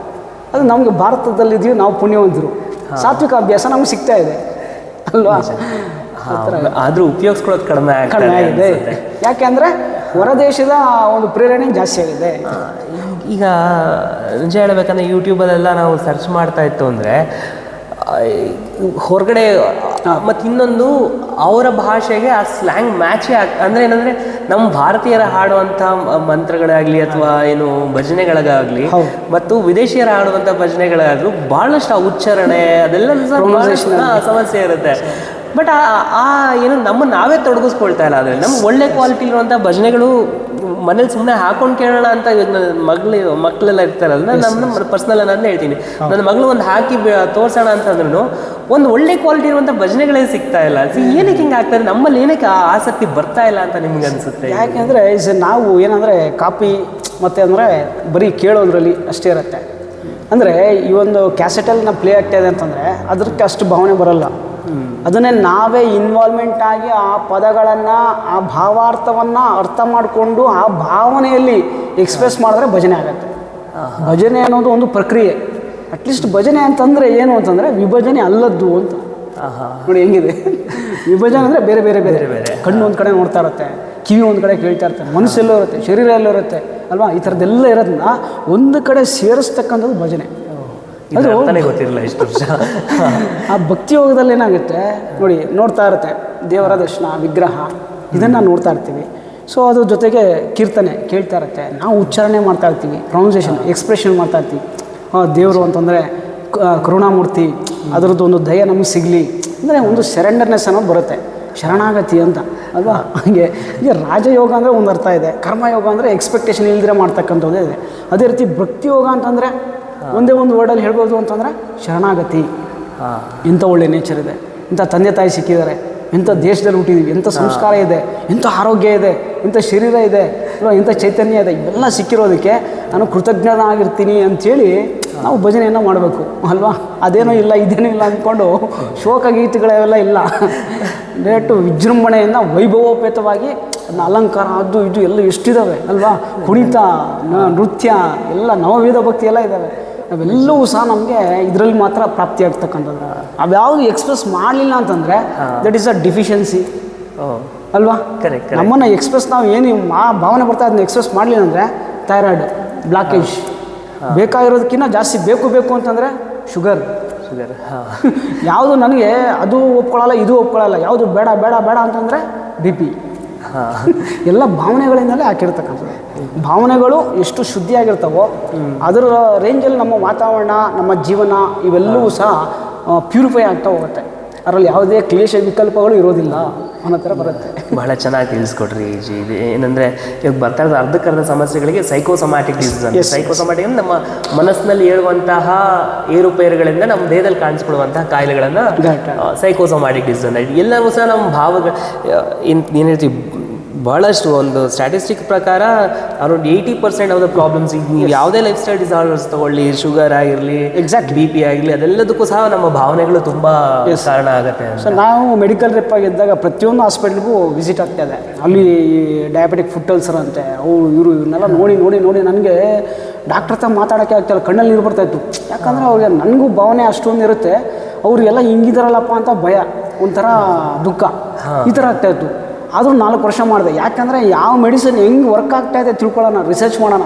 ನಾನು ಹೆಂಗೂ MBBS ಸೈನ್ಸು ಓದೋಕ್ಕಾಗಲ್ಲ, ಅಟ್ಲೀಸ್ಟ್ ಈ ಥರ ಏನಾದರೂ ಮಾಡೋಣ ಅಂದ್ಕೊಂಡು ರಿಸರ್ಚ್ ಮಾಡ್ತಾ ಅದರ ಮೂಲ ಹುಡ್ಕೊಂಡು ಹೋದಾಗ ಎಲ್ಲರಿಗೂ ಡಿಫಿಷಿಯನ್ಸಿ ಯಾವುದೋ ಕ್ಯಾಲ್ಶಿಯಮು, ಯಾವುದೋ ಮಿನರಲ್ಸು ಅಲ್ಲ, ಅವರ ಭಾವನೆಗಳು ಅಭಾವ ಸ್ಥಿತಿಯಲ್ಲಿದ್ದಾವೆ ಅಂತ. ನೋಡಿ 3 ಇದೆ ಸ್ಥಿತಿಗಳು: ಅಭಾವ ಸ್ಥಿತಿ, ಭಾವಸ್ಥಿತಿ, ಪ್ರಭಾವ ಸ್ಥಿತಿ ಅಂತ. ಯಾರು ಅಭಾವ ಸ್ಥಿತಿಯಲ್ಲಿರ್ತಾರೆ ಅವರಿಗೆ ರೋಗಗಳಿರುತ್ತೆ, ಕೊರಗು, ದುಃಖ, ಅದರಿಂದ ಆಟೋಮೆಟಿಕ್ ಡಿಸೀಸನ್ನು ಬರುತ್ತೆ ಅಲ್ವಾ. ನೀವು ಹೇಳ್ದಂಗೆ ಅವ್ರಿಗೆ ಭಾವವನ್ನು ತುಂಬಬೇಕು. ಈ ಭಾವವನ್ನು ತುಂಬತಕ್ಕಂಥದ್ದು ಹೇಗೆ ಮಾಡೋದು ನಾವು? ಯಾವ ಮೆಡಿಸಿನ್ ಇದೆ ಭಾವಗಳನ್ನು ತುಂಬತಕ್ಕಂಥದ್ದು? ಯಾವುದೂ ಇಲ್ಲ, ಯಾವ ಟ್ರೀಟ್ಮೆಂಟು ಇಲ್ಲ ಅಲ್ವಾ. ಈಗ ಮಗು ಇಲ್ಲ ಅಂತ ತಾಯಿ ಕೊರಗ್ತಾ ಇರ್ತಾರೆ, ಮಗು ಇರ್ತಕ್ಕಂಥ ಭಾವವನ್ನು ತುಂಬತಕ್ಕಂಥ ಟ್ರೀಟ್ಮೆಂಟ್ ಯಾವುದಿದೆ? ವಾತ್ಸಲ್ಯ ಭಾವ ಅನ್ನೋದು ಬರಬೇಕಲ್ಲ ಅವ್ರಿಗೆ, ಆವಾಗ ಅವ್ರು ಸೊರಗ್ತಾರೆ, ಖುಷಿಯಾಗ್ಬಿಡ್ತಾರೆ. ಬಟ್ ಅದು ಯಾವ ಟ್ರೀಟ್ಮೆಂಟಲ್ಲಿ ಸಿಗೋದಿಲ್ಲ. ಬಟ್ ಆ ಸೌಂಡ್ ಎನರ್ಜಿ ಅನ್ನೋದು ಇದರಲ್ಲಿ ನಮಗೆ ಬರುತ್ತೆ, ಭಕ್ತಿ ಯೋಗದಲ್ಲಿ ಬರುತ್ತೆ. ಭಕ್ತಿ ಯೋಗದಲ್ಲಿ ಪಂಚಮಹಾಭಾವಗಳಂತಿದೆ ಅಲ್ವಾ. ವಾತ್ಸಲ್ಯ ಭಾವ, ಮಧುರ ಭಾವ, ಸಖ್ಯಭಾವ, ದಾಸ್ಯಭಾವ, ಶಾಂತಭಾವ, ಇವೆಲ್ಲ ಇದೆ. ಹಾಗಾಗಿ ಆ ಭಾವನೆಗಳನ್ನು ಅವ್ರಿಗೆ ಕೊಟ್ಟಾಗ ಭಜನೆಯ ಮುಖಾಂತರ, ಆರಾಧನೆಯ ಮುಖಾಂತರ, ಸೇವೆಯ ಮುಖಾಂತರ ಇವೆಲ್ಲ ಕೊಟ್ಟಾಗ ಆ ಸತ್ಸಂಗದಲ್ಲಿ ಬಂದಿರ್ತಕ್ಕಂಥವ್ರು, ಆ ದೇವಸ್ಥಾನದಲ್ಲಿ ಬಂದಿರ್ತಕ್ಕಂಥವ್ರು, ಅವ್ರ ಫ್ಯಾಮಿಲಿ ರಿಲೇಷನ್ಸು ಇವರೆಲ್ಲ ಸೇರ್ತಾರೆ. ಅವ್ರನ್ನೇ ಮಗು ಅಂತ ಅಂದ್ಕೊಂಡ್ರೆ ಆಯಿತು. ಅವ್ರು ಯಾರೂ ಸಿಗಲಿಲ್ವಾ, ದೇವರೇ ಕೃಷ್ಣನೇ ನನ್ನ ಮಗು ಅನ್ಕೊಂಡ್ಬಿಟ್ರೆ ಆಯಿತು ಅಲ್ವಾ. ಈ ಜಗದ್ದು ರೋಮಾಂಚನ ಆಗೋಯ್ತು. ಇಲ್ಲ ನಿಜವಾಗ್ಲೂ ಸುಮ್ಮನೆ ಇಲ್ಲ, ಎಷ್ಟೊಂದು ಜನ ಏನಂದರೆ ಏಕಾಂತವಾಗಿದ್ದುಬಿಟ್ಟಿದೆ, ನನಗೆ ಯಾರೂ ಇಲ್ಲ, ಭಗವಂತನೇ ನನ್ನ ಮಗು ಅಂತ ಅಂದ್ಕೊಳ್ಳುವಂಥದ್ದು. ಭಗವಂತನೇ ಮತ್ತೆ ಹಾಡುಗಳು ಸಹ ಹಾಗೆ ಇರ್ತವೆ. ಒಂದು ಭಗವಂತ ಮಗು ಥರ ನೋಡಿ ತೂಗಿರೆ ರಾಯರ, ತೂಗಿರೆ ಗುರುಗಳ ಅಂತ ಆ ಥರ ಹಾಡು. ಇನ್ನೊಂದು ತಾಯಿಯಾಗಿ ನೋಡ್ತೀವಿ, ಮಗನಾಗಿ ನೋಡ್ತೀವಿ, ಸ್ನೇಹಿತನಾಗಿ ನೋಡುವಂಥ ಹಾಡುಗಳು. ಹಾಗೆಲ್ಲ ನಮ್ಗೆ ಒಬ್ರು ಇದರ ಜೊತೆಗೆ ಅನ್ನುವಂಥ ಭಾವ, ಧೈರ್ಯ ಕೊಡುತ್ತೆ. ಆವಾಗ ಅವರು ಆಟೋಮೆಟಿಕ್ ಏನಾಗುತ್ತೆ, ಕೃಷ್ಣ ನನ್ನ ಮಗು ಅಂತ ಅಂದ್ಕೊಂಡಾಗ ಕೃಷ್ಣ ಎಂಥ ಬ್ರಿಲಿಯಂಟು ಅಲ್ವಾ, ಎಂಥ ಮೇಧಾಶಕ್ತಿ, ಎಂಥ ತೇಜಸ್ಸು ಅಂತ ಗೊತ್ತಾದಾಗ ಅವರು ತಾಯಿಗೆ ಏನಾಗುತ್ತೆ, ಪ್ರಭಾವ ಜಾಸ್ತಿ ಆಗುತ್ತೆ, ಪ್ರಭಾವಳಿ ಜಾಸ್ತಿ ಆಗುತ್ತೆ, ಆರ ಲೆವೆಲ್ ಸ್ಟ್ರಾಂಗ್ ಆಗಿಬಿಡುತ್ತೆ. ಯಾವುದೋ ಒಂದು ವೈರಸ್ಸು ಸಹ ಟಚ್ ಆಗಲ್ಲ ಅವ್ರಿಗೆ, ಅಷ್ಟು ಸ್ಟ್ರಾಂಗ್ ಆಗಿರ್ತಾರೆ. ದಟ್ ಈಸ್ ದ ಭಕ್ತಿ, ನನಗೆ ಗೊತ್ತಿರೋ ಪ್ರಕಾರ.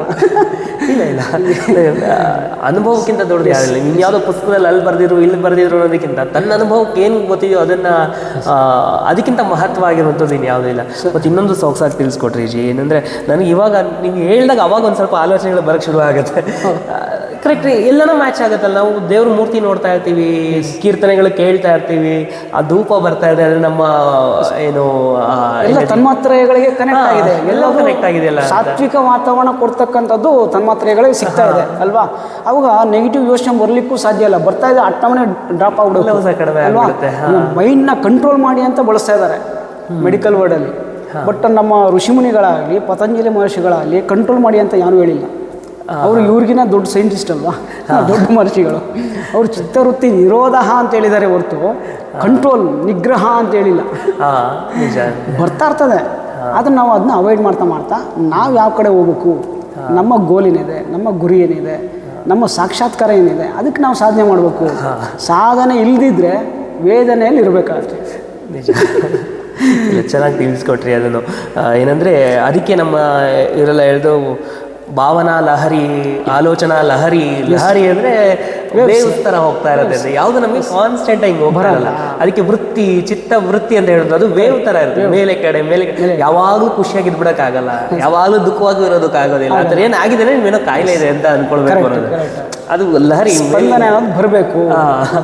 ಅದು ವೃತ್ತಿಗಳು ಮೇಲೆ ಕಡೆ ಹೋಗ್ತಾ ಇರ್ಬೇಕು, ಅದೇ ಸರಿ ಅಂತ ಹೇಳಿದೆ. ಕೆಲವರು ಹೇಳ್ತಾರೆ ನನಗೆ ಒಂದು ಸ್ವಲ್ಪ ಏನೋ ತುಂಬ ನಮ್ಗೆ ಫ್ಲಕ್ಚುಯೇಷನ್ಸ್ ಆಗ್ತಾ ಇರುತ್ತೆ, ಮೈಂಡ್ ಫ್ಲಕ್ಚುಯೇಷನ್ ಇಸ್ ಕಾಮನ್, ಅದು ಇರಲೇಬೇಕು ಅಂತ ಅನ್ನುವಂಥದ್ದು ಚೆನ್ನಾಗಿ ತಿಳಿಸ್ಕೊಡ್ರಿ ಜಿ. ಮತ್ತು ಈಗ ನಿಮ್ಮ ಕ್ಲಾಸ್ನಲ್ಲಿ ಎಲ್ಲ ಬರ್ತಲ್ಲ ಭಜನೆ ಆಸಕ್ತಿ ಇದೆ ಅಂತ ಕೇಳಿದ್ರೆ, ಸೊ ಹೆಂಗೆ ನೀವು ಈಗ ಚಿಕ್ಕ ಮಕ್ಳಿಗೆ ಬೇರೆ ಥರದ್ದು, ದೊಡ್ಡವ್ರಿಗೆ ಒಂಥರ, ವಯಸ್ಸಾಗಿರೋದು ಆ ಥರ ಏನಾದರೂ ಕ್ಯಾಟಗರೀಸ್ ಇದೆಯಾ, ಅಥವಾ ಎಲ್ಲರಿಗೂ ಯಾರು ಬೇಕಂದ್ರೂ ಹಾಗೆ ಶುರು ಮಾಡ್ಬೋದಾ? ಆ್ಯಕ್ಚುಲಿ ನಾವು ಏನಂತಂದರೆ ಇಲ್ಲಿ ನಮ್ಮ ಒಂದು ನಂದೇ ಒಂದು ಪ್ರಪಂಚವನ್ನು ಸೃಷ್ಟಿ ಮಾಡ್ಕೊಳ್ಬೇಕು ಅನ್ನೋದು ನನ್ನ ಸಂಕಲ್ಪ. ಆ ಪ್ರಪಂಚದಲ್ಲಿ ಎಲ್ಲರೂ ಆರೋಗ್ಯವಾಗಿರಬೇಕು, ಆನಂದವಾಗಿರಬೇಕು, ಅದು ಎರಡನೇ ಸಂಕಲ್ಪ. ಈ ಆನಂದವಾಗಿರಲಿಕ್ಕೆ ಮತ್ತು ಆರೋಗ್ಯವಾಗಿರ್ಲಿಕ್ಕೆ ಏನು ಬೇಕು ಅದನ್ನಷ್ಟೇ ನಾವು ಮಾಡೋಣ ಅಂತ ಹೇಳ್ತೀವಿ. ಅದಕ್ಕೇ ಸಾಧನ, ಸೇವಾ, ಸ್ವಯಂ ಸೇವಾ. ಅಂದರೆ ಸೇವೆ ಅಂತಂದರೆ ಕೆರೆಯ ನೀರನ್ನು ಕೆರೆಗೆ ಚೆಲ್ಲಿ ಅಂತ, ಮನೆಯ ನೀರನ್ನು ಕೆರೆಗೆ ಚೆಲ್ಲಬಾರ್ದು ಅಂತ. ಅದಕ್ಕೆ ಸ್ವಯಂ ಸೇವೆ, ನಿಮ್ಮ ಕೈಯಲ್ಲಿ ಎಷ್ಟಾಗುತ್ತೆ ಅದು ನೀವು ಮಾಡಿ ಅಂತ. ಸಾಧನೆ, ಸ್ವಯಂ ಸೇವೆ, ಸತ್ಸಂಗ ಅಂತ ಮೂರಿದೆ. ಯಾರು ಯೋಗ ಕ್ಲಾಸ್ಗೆ ಅಂತ ಜಾಯ್ನ್ ಆಗ್ತಾರೆ ಅವ್ರಿಗೆ ಯೋಗದ್ದು ಏನಿದೆ ಶಿಸ್ತು, ಯಮ, ನಿಯಮ ಇವೆಲ್ಲವನ್ನ ಹೇಳ್ಕೊಡ್ತೀವಿ. ಸಾಧನೆಗಳು ಕೊಡ್ತೀವಿ. 108 ರೀತಿಯ ಸಾಧನೆಗಳಿವೆ ಮಾಡಲಿಕ್ಕೆ ಯೋಗದ್ದೇ. ಅದನ್ನು ಯಾರ್ಯಾರಿಗೆ ಯಾವ್ಯಾವ್ದು ಬೇಕೋ ಅದನ್ನ ಅನಾಲಿಸಿಸ್ ಮಾಡಿ ಅವ್ರಿಗೆ ಹೋಲಿಸ್ಟಿಕ್ ಕೌನ್ಸಿಲಿಂಗ್ ಮಾಡಿ ಕೊಡ್ತೀವಿ. ಅದಾದ ನಂತರ ಸ್ವಯಂ ಸೇವೆ, ಅಲ್ಲಿ ಪಾಸ್ ಆದರೆ ಸೆಕೆಂಡ್ ಲೆವೆಲ್ಲು ಸ್ವಯಂ ಸೇವೆ ಕರ್ಕೊಂಡು ಅದೊಂದು ಈ ಥರ ಸೇವಾ ಕಾರ್ಯಕ್ರಮ, ಒಂದು ಫಂಕ್ಷನ್ ಆಗ್ತಾ ಇರುತ್ತೆ, ಅಲ್ಲಿ ಊಟ ಬಡಿಸ್ತಕ್ಕಂಥ, ವ್ಯಾಲೆಂಟ್ರಿ ಮಾಡ್ತಕ್ಕಂಥದ್ದು, ಕೆರೆ ಸ್ವಚ್ಛತೆ, ಪ್ರಕೃತಿ ವಂದನ ಇವೆಲ್ಲವೂ ಇದೆ. ಸೊ ಅವೆಲ್ಲ ಚೆನ್ನಾಗಿ ಖುಷಿ ಪಟ್ಟು ಅವರೇ ಬಂದು ಮಾಡ್ತಾ ಇದ್ದಾರೆ ಎಲ್ಲ ಚೆನ್ನಾಗಿ. ಅದಾದ ನಂತರ ಆ ಖುಷಿ ವಾತಾವರಣ ಇದೆಯಲ್ಲ, ನಾವೇನೋ ಮಾಡಿದ್ವಿ, ಎಲ್ಲೋ ಇದ್ವಿ, ಸಾಧನೆಗೆ ಬಂದ್ವಿ, ಸಾಧನೆಯಿಂದ ಸೇವೆಗೆ ಬಂದ್ವಿ, ಸೇವೆಯಿಂದ ಒಂದು ಆನಂದ ಸಿಗ್ತಾ ಇದೆಯಲ್ಲ ನಮಗೆ, ದಟ್ ಇಸ್ ಸತ್ಸಂಗ. ಅಂದರೆ ಸತ್ಯವನ್ನು ತಿಳ್ಕೊಳ್ಳೋದೇ ಸತ್ಸಂಗ ಅಂತ. ಇದು ತಿಳ್ಕೊಳ್ಳಿಲ್ಲ ಅಂತಂದರೆ ಅದು ಇನ್ನೊಂದು ಥರ ಸಂಘ ಆಗುತ್ತೆ ಅಲ್ವಾ? ಅದಕ್ಕೆ ಯಾಕೆ ಸತ್ಸಂಗ ಬೇಕು ಅಂದರೆ, ಸತ್ತ ಪ್ರಜೆಗಳನ್ನು ಯಾವುದೋ ರೆಸ್ಪಾನ್ಸಿಬಿಲಿಟಿ ಅನ್ನೋದಾಗಲಿ ಅಥವಾ ಒಂದು ರೆಸ್ಪಾಂಡ್ ಅನ್ನೋದು ಇಲ್ಲ ಆಗಲಿ, ಅದನ್ನು ನಾವು ತಿಳ್ಕೊಂಡು ನೋಡಿದ್ರೆ ಗುಂಡಿ ಹಳ್ಳ ಬಿದ್ದಿದೆ ಅಥವಾ ಕಸ ಹಾಕಿದ್ದಾರೆ ಈ ಥರದ್ದೇನೋ ಗೊತ್ತಾದಾಗ ನಮಗೂ ಅದಕ್ಕೆ ಸಂಬಂಧ ಇಲ್ಲ. ಏನೋ ಒಂದು ಆಕ್ಸಿಡೆಂಟ್ ಆಯಿತು, ಅವ್ರು ಪಾಡಾಗ ಅವ್ರು ಹೋಗ್ತಾರೆ, ಈ ಥರದ್ದೆಲ್ಲ ಆಗ್ಬಿಡುತ್ತೆ. ಒಂದು ಆಂಬುಲೆನ್ಸ್ ಇದು ಮಾಡೋದು ಅದು ಇದೆಲ್ಲ ಇದು ಗೊತ್ತಾಗುತ್ತೆ. ಆದರೆ ರೆಸ್ಪಾಂಡ್ ಮಾಡಿಬಿಟ್ರೆ ಅವ್ರಿಗೂ ಭಾವನೆಗಳಿದೆ ಅಂತ ಅಲ್ವಾ? ಅದಕ್ಕೋಸ್ಕರ ಒಂದು ಗಿಡ ಬೆಳೆಸೋದಾಗಲಿ ಇವೆಲ್ಲ ಸ್ಪಂದನೆಗಳು ಇರುತ್ತೆ, ಭಾವನಾತ್ಮಕವಾದಂಥದ್ದು. ಅದಕ್ಕೋಸ್ಕರ ಅವ್ರಿಗೆ ಏನು ಮಾಡ್ತೀವಿ, ಆ ಒಂದು ಭಾವನೆ ಬರಲಿ ಅಂತೇಳಿ ಈ ಸತ್ಸಂಗವನ್ನು ಮಾಡ್ತೀವಿ. ಸತ್ತ ಪ್ರಜೆಗಳನ್ನು ಸತ್ಪ್ರಜೆಗಳನ್ನಾಗಿ ಮಾಡುವುದೇ ಸತ್ಸಂಗ ಅಂತ. ಸತ್ಪ್ರಜೆ ಅಂದರೆ ಒಳ್ಳೆ ಪ್ರಜೆಗಳು ಆ ಥರ. ಈಗ ಯಾರಾದರೂ ಬಂದು ತುಂಬ ನನ್ನ ಮನೇಲಿ ಮಕ್ಕಳೆಲ್ಲ ಇದ್ದಾರೆ, ಅವ್ರಿಗೆ ಹೆಂಗೆ ನಾನು ಹೇಳ್ಕೊಡ್ಬೋದು, ಅಥವಾ ನಿಮ್ದು ಏನಾದರೂ ತರಗತಿಗಳೇನಾದ್ರು ಇದಾವ, ಅಥವಾ ಕಲಿಯೋದಕ್ಕೆ ಆಸಕ್ತಿ ಇರುವಂಥವ್ರಿಗೆ ನಿಮ್ಮ ಕಡೆಯಿಂದ ಸಹಕಾರ ಹೆಂಗೆ ಸಿಗ್ತದೆ? ಈಗ ನಾವು ಡೈರೆಕ್ಟು ಮಕ್ಕಳನ್ನ ಟಚ್ ಮಾಡೋದೇ ಇಲ್ಲ. ನಮ್ಮದು ಕೋರ್ಸ್ ಎಲ್ಲಿ ಸ್ಟಾರ್ಟ್ ಆಗುತ್ತೆ ಅಂದರೆ ಗರ್ಭದಲ್ಲಿದ್ದಾಗೆ ಶುರುವಾಗುತ್ತೆ. ಸೊ ಅದಕ್ಕೆ ಗರ್ಭ ಸಂಯೋಗ ಅಂತ ಮಾಡ್ತೀವಿ. ಅಲ್ಲಿಂದ ಕೋರ್ಸ್ ಜಾಯ್ನ್ ಆಗ್ತಾರೆ. ಆಮೇಲೆ ಅವ್ರ ಮಕ್ಕಳು ಹುಟ್ಟಿದ ಮೇಲೆ ಬಾಲ ಸಂಯೋಗ ಅಂತ ಆಗುತ್ತೆ. ಸೊ ಬಾಲ ಸಂಯೋಗದಲ್ಲಿ ಇವರಿಗೆಲ್ಲ ಈ ಥರ 64 ವಿದ್ಯೆಗಳ ಪರಿಚಯ ಆಗುತ್ತೆ. ಅದರಲ್ಲಿ ಅವ್ರಿಗೆ ಯಾವುದು ಕ್ಯಾಪಬಿಲಿಟಿ ಇದೆ ಗುರುಕುಲ ಸಿಸ್ಟಮಲ್ಲಿ ಅವ್ರು ಹೇಳ್ಕೊಡ್ತೀವಿ. ಸೊ ಅವರೇ ಮಾಡ್ತಾರೆ, ನಾವೇನು ಮಾಡಿಸೋದಿಲ್ಲ. ಅವ್ರು ಕಲಿಸ್ಕೊಡ್ತಾರೆ. ಅವ್ರು ಒಳಗಡೆ DNA ಇರುತ್ತಲ್ಲ, ಅದು ಭಾವನಾತ್ಮಕ ಹೊರಗಡೆ ಬರಬೇಕು. ಅದಕ್ಕೆ ಬೇಕಾದಂಥ ವಾತಾವರಣವನ್ನು ನಿರ್ಮಾಣ ಮಾಡ್ತೀವಿ. ಆ ಬಾಲ ಸಂಯೋಗ ಆದ ನಂತರ ಮತ್ತು ಚೈತನ್ಯ ಪ್ರಕ್ರಿಯೆ ಅಂತೆ, ಈ ಥರ ಯೋಗ ಶಿಬಿರಗಳಂತೆ, ಯೋಗ ಸಂಜೀವಿನಿ ಶಿಬಿರ ಅಂತ. ಅಂದರೆ ಸಂಜೀವಿನಿ ಅನ್ನೋದು ನಮಗೆ ಯೋಗದಲ್ಲಿ ಸಿಗಬೇಕು, ಬೇರೆ ಯಾವುದಲ್ಲ. ನಾವು ತಿನ್ನುವಂಥ ಆಹಾರದಲ್ಲಿ, ಗಿಡಮೂಲಿಕೆಗಳಲ್ಲಿ, ಆಯಿತಾ, ನಾವು ಇರ್ತಕ್ಕಂಥ ಆಚಾರ ವಿಚಾರಗಳಲ್ಲಿ ನಮಗೆ ಸಂಜೀವಿನಿ ಸಿಗಬೇಕು. ಅದಕ್ಕೆ ಯೋಗ ಸಂಜೀವಿನಿ ಶಿಬಿರ ಅಂತ ಮಾಡ್ತೀವಿ. ಎನಿ ಡಿಸೀಸ್ ಇರಲಿ ಅವ್ರಿಗೆ ಅದರ ಮುಖಾಂತರ ಅವ್ರಿಗೆ ತಿಳಿಸ್ಕೊಟ್ರೆ ಒಂದು 3 ಮಂತ್ ಕೋರ್ಸು ಮಾಡಿದ್ರೆ 1 ಇಯರ್ ಸಿಲೆಬಸ್ ಅವ್ರು ಕವರ್ ಆಗುತ್ತೆ. ಅವ್ರ ಪಾಡು ಅವ್ರು ಸಾಧನೆ ಮಾಡಬೇಕು, ನನ್ನ ಮೇಲೆ ಡಿಪೆಂಡ್ ಆಗಬಾರ್ದು. ಯಾಕಂದ್ರೆ ನಾನು ಲಕ್ಷಾಂತರ ಜನಕ್ಕೆ ಕನೆಕ್ಟ್ ಆಗಬೇಕು, 1000 ಜನಕ್ಕೆ ಇವಾಗ ಜಸ್ಟ್ ಕನೆಕ್ಟ್ ಆಗಿರೋದು. ಅದು ಬೆಳೀತಾ ಆಗ್ತಾ ಹೋಗುತ್ತೆ, ಇಡೀ ಜಗತ್ತನ್ನ ಕವರ್ ಆಗಬೇಕು ಅಂತ. ಆವಾಗ ಏನಾಗುತ್ತೆ, ಎಂಥ ಮೂಲೆಯಲ್ಲಿ ಹೋದ್ರೂ ನಾವು ಯೋಗವನ್ನು ಕೊಡೋ ಥರ ಆಗಬೇಕು. ಪ್ರತಿಯೊಬ್ಬರಿಗೂ ಯೋಗ ಇದೆ, ಯಾರಿಗಿಲ್ಲ ಯೋಗ? ಇರುವುದೆಲ್ಲವೂ ಯೋಗವೇ ಅಲ್ವಾ? ಮದುವೆ ಆಗೋದು ಯೋಗ, ಮಕ್ಕಳಾಗೋದು ಯೋಗ, ಕೆಲಸ ಸಿಗೋದು ಯೋಗ ಅಲ್ವಾ? ಇವೆಲ್ಲವೂ ಯೋಗವೇ. ಆ ಥರದ್ದೆಲ್ಲ ಇರುತ್ತೆ. ಸೊ ಅಂಥ ಯೋಗದಲ್ಲಿ ನಾವು ಇದೀವಲ್ಲ, ಅದಕ್ಕೆ ನಾವು ಒಂದು ಭಜನೆ ಮಾಡಬೇಕು, ಖುಷಿಯಿಂದ ಮಾಡಬೇಕು ಅಂತ. ಚೆನ್ನಾಗಿರುತ್ತೆ. ಒಂದು ಯಾವುದಾದ್ರು ಭಜನೆ ಕೇಳ್ಬೋದಾ ನಾವು? ಹಾಗೆ ಖಂಡಿತ.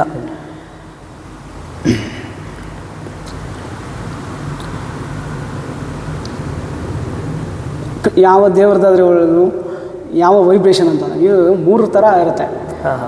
ಶಿವ ಭಜನ್ ಥರ, ವೈಷ್ಣವ ಅಂದರೆ ವಿಷ್ಣು ಭಜನ್ ಥರ, ಅಥವಾ ದೇವಿ ಭಜನ್ ಥರ. ನಿಮ್ಮ ಕರೆ ನಮ್ದು ಜನಾರ್ದನ ನಂದಲಾಲ ಗೋವಿಂದ ಗೋಪಾಲ ಜನಾರ್ದನ ನಂದಲಾಲ ಗೋವಿಂದ ಗೋಪಾಲ ಜನಾರ್ದನ ನಂದಲಾಲ ಗೋವಿಂದ ಗೋಪಾಲ ಹರೇ ರಾಮ ಹರೇ ರಾಮ ಹರೇ ರಾಮ ಹರೇ ರಾಮ ರಾಮ ರಾಮ ಹರೇ ಹರೇ ರಾಮ ರಾಮ ಹರೇ ಹರೇ ಜನಾರ್ದನ ನಂದಲಾಲ ಗೋವಿಂದ ಗೋಪಾಲ ಹರೇ ಕೃಷ್ಣ ಹರೇ ಕೃಷ್ಣ ಹರೇ ಕೃಷ್ಣ ಹರೇ ಕೃಷ್ಣ ಕೃಷ್ಣ ಕೃಷ್ಣ ಹರೇ ಹರೇ ಜನಾರ್ದನ ನಂದಲಾಲ ಗೋವಿಂದ ಗೋಪಾಲ ಜನಾರ್ದನ ನಂದಲಾಲ ಗೋವಿಂದ ಗೋಪಾಲ ಗೋವಿಂದ ಗೋಪಾಲ ಗೋವಿಂದ ಗೋಪಾಲ. ಧನ್ಯವಾದ. ನನಗೆ ಕಂಜರ ಇಲ್ದಿರ ಕೋರಸ್ ಇಲ್ದಿರ ಆಡ್ಲಿಕ್ಕೆ ಬರಲ್ಲ. ಮೊದಲನೇ ಸಲ ಆಡ್ತಾ ಇದ್ದೀನಿ ಥರ ಏನೋ ನಿಮ್ಮ ಯೋಗ ಆಸ್ಥಾನವೇ ಕೋರಸ್ ಕೊಟ್ಟಂಗಿತ್ತು ಎಕೋದಲ್ಲಿ. ಭಾಳ ಚೆನ್ನಾಗಿ ಹಾಡಿದ್ರಿ. ಸೊ ನಾನು ಅಷ್ಟೇ ನಿಮ್ಮ ವಾಯ್ಸು ಅದೇ ಎಲ್ಲರ ಜೊತೆ ತಾಳ ಹಂಗೆ ಆಗಿಬಿಡುತ್ತೆ. ಸೊ ಇದು ವಾಯ್ಸ್ ಬರೀ ಸ್ಪಷ್ಟವಾಗಿ ವಾಯ್ಸ್ ಒಂದೇ ಕೇಳುವಂಥದ್ದು ನಮಗೆ ತುಂಬ ಖುಷಿ ತಂದುಕೊಡ್ತು ಜಿ. ಮತ್ತು ಒಂದು ಏನಾಗೋಗ್ಬಿಡತ್ತೆ ಅಂದರೆ ಕೆಲವರು ಹೇಳ್ತಾರೆ ಏನು ಈ ಥರ ದೇವ್ರದ್ದೆಲ್ಲ ನೀವೇನಾರು ಹಾಡಬೇಕು ಈ ಥರ ಇರಬೇಕು ಅಂದರೆ ಭಾಳ ಸಿಸ್ಟಮ್ ಆಗಿರಬೇಕು, ಮತ್ತು ಏನು ಉಚ್ಚಾರಣೆಗಳು ಕರೆಕ್ಟಾಗಿರ್ಬೇಕು. ಈಗ ನಮ್ಮ ಸಂಸ್ಕೃತದ ಉಚ್ಚಾರಣೆ ಎಲ್ಲ ಹೆಂಗಂದರೆ ಇವಾಗ ಚಿತ್ತ ಅಂದರೆ ಚಿತ್ತ ಅಂದರೆ ಮನಸ್ಸು ಅಂತ ಅರ್ಥ.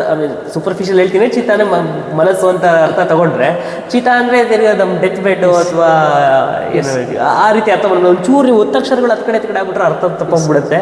ಅದಕ್ಕೆ ತುಂಬ ತಿಳ್ಕೊಂಡು ಏನು ಭಜನೆ ಮಾಡಬೇಕು ಅಂತಲೂ ಕೆಲವರು ಹೇಳ್ತಾರೆ ಇಲ್ಲ ನಿಮ್ಮ ಭಾವನೆ ತುಂಬ ಇಂಪಾರ್ಟೆಂಟು, ನಿಮ್ಗೆ ಹತ್ತು ಕಡೆ ಆದರೆ ದೇವರು ಎಲ್ಲನೂ ಗೊತ್ತು, ದೇವ್ರನ್ನ ನೋಡ್ಕೊಳ್ತಾರೆ ಅಂತ ಹೇಳ್ತಾರೆ. ನಿಮ್ಮ ನಿಲುವು ಏನು ಇದ್ರ ಬಗ್ಗೆ? ಅದೇ ಭಾವನೆನೇ ಇಂಪಾರ್ಟೆಂಟು.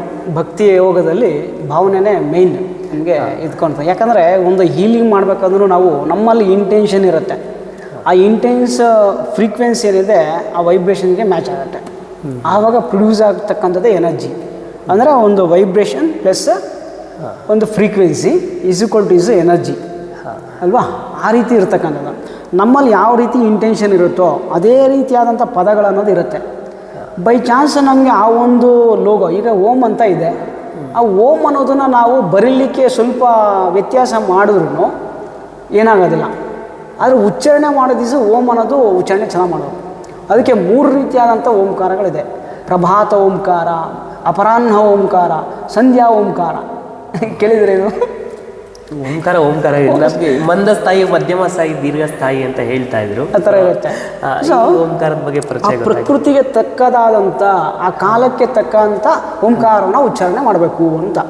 ನಮ್ಮಲ್ಲಿ ಐಡಿಯಾಸ್ ಜಾಸ್ತಿ ಬರಬೇಕಂತಂದರೆ ನಾವು ಅಕಾರವನ್ನು ದೀರ್ಘವಾಗಿ ಹೇಳಬೇಕು. ಅದು ಪ್ರಾತಃ ಓಂಕಾರ ಅಂತ ಬ್ರಾಹ್ಮಿ ಮುಹೂರ್ತದಲ್ಲಿ ಮಾಡ್ತಾರೆ. ಒಂದು ದಿನಕ್ಕೆ 30 ಮುಹೂರ್ತಗಳು ಬರುತ್ತೆ. ಆ 30 ಮುಹೂರ್ತಗಳಲ್ಲಿ ಬ್ರಾಹ್ಮಿ ಮುಹೂರ್ತ ಅತ್ಯಂತ ಶ್ರೇಷ್ಠವಾದಂಥದ್ದು. ಆ ಸಮಯದಿಂದ ಸೂರ್ಯೋದಯ ಮತ್ತು ಗೋಧೂಳಿ ಸಮಯ, ಸಂಜೆ, ಅಪರಾಹ್ನ, ಮಧ್ಯಾಹ್ನ ಈ ಸಮಯಗಳಲ್ಲಿ ಮಾಡ್ತಕ್ಕಂಥ ಸಾಧನೆ ಆಧ್ಯಾತ್ಮ ಸಾಧನೆ ಅಂತ. ಈ ಆಧ್ಯಾತ್ಮ ಸಾಧನೆ ಅನ್ನೋದು ನಾನು ಹೇಳ್ಬೇಕಂದ್ರೆ ತಿಳಿಯದವರಿಗೆ ತಿಳಿಯಲಾರದಂತೆ ತಿಳಿಸುವುದೇ ಆಧ್ಯಾತ್ಮ ಅನ್ನೋ ಥರ ಆಗ್ಬಿಟ್ರುತ್ತೆ. ಅಂದರೆ ಅರ್ಥ ಆಗೋದಿಲ್ಲ, ಯಾಕಂದ್ರೆ ಅವ್ರಿಗೂ ಅರ್ಥ ಆಗೋದಿಲ್ಲ. ಅದು ಎಕ್ಸ್ಪೀರಿಯನ್ಸ್ ಆದ್ರೇ ಅವ್ರಿಗೆ ಅರ್ಥ ಆಗೋದು ಅಂತ. ಅದು ವೈಬ್ರೇಷನ್ ಫೀಲ್ ಆಗಬೇಕು, ಆ ಭಾವನೆ ಫೀಲ್ ಆಗಬೇಕು. ಆವಾಗ ಅದೆಲ್ಲ ಚೆನ್ನಾಗಿ ಆಗ್ತಾಯಿದೆ ನನಗೆ ಅಂತಂದರೆ ಅವ್ರು ಹೇಳೋದು ಮಾಡೋದು ಎಲ್ಲ ಸರಿ ಇದೆ ಅಂತ ಅರ್ಥ ಅಲ್ವಾ. ಗುರುವಿನ ಸಮ್ಮುಖದಲ್ಲಿ ಕುತ್ಕೊಂಡಾಗ ಜ್ಞಾನ ಸಿಗ್ತಾ ಇದೆ ಅಂತಂದರೆ ನಾನು ಕನೆಕ್ಟ್ ಆಗಿದ್ದೀನಿ ಅಂತ ಅರ್ಥ. ನಾನು ಆ ಹೋಮ್ವರ್ಕು ಚೆನ್ನಾಗಿ ಮಾಡ್ತಾಯಿದ್ದೀನಿ ಅಂತ ಅಲ್ವಾ. ವಿಗ್ರಹ ದೊಡ್ಡದಾಗಿದೆ, ದೊಡ್ಡದಾಗಿ ದೇವಸ್ಥಾನ ಇದೆ, ಆದರೂ ನಾನು ಕನೆಕ್ಟ್ ಆಗ್ತಾ ಇಲ್ಲ. ನನಗೆ ಆಫೀಸ್ ಟೆನ್ಷನೋ ಮತ್ತೊಂದು ಫ್ಯಾಮಿಲಿ ಟೆನ್ಷನೋ ಇನ್ನೇನೋ ಇದೆ ಅಂತಂದರೆ ದೇವಸ್ಥಾನದಲ್ಲಿ ಹೋದ್ರು ಏನು ಪ್ರಯೋಜನ ಇಲ್ಲ. ಸೊ ಅದಕ್ಕೆ ಅಲ್ಲಿ ಹೋದಾಗ ಅದೇ ಸಾಧನೆಯನ್ನು ಮಾಡಬೇಕು. ಅದೇ ರೀತಿಯಾದಂಥ ಒಂದು ಏನಿರುತ್ತೆ ಅಂದರೆ ದೇವಸ್ಥಾನಕ್ಕೆ ಹೋದಾಗ ಇವನ್ ಜ್ಯೋತಿಷಿಗಳು ಇದನ್ನು ಹೇಳ್ತಾರೆ. ಏನಂತ? ಧಾರಣ, ದಂಡನ, ದರ್ಶನ, ದರ್ಪಣ ಮತ್ತು ಧ್ಯಾನ, 5 ರೀತಿಯಾದಂಥ ಧಾರಣ. ಇವನ್ನ ದೇವಸ್ಥಾನದೊಳಗೆ ಆಚರಣೆಯನ್ನು ಮಾಡಬೇಕು.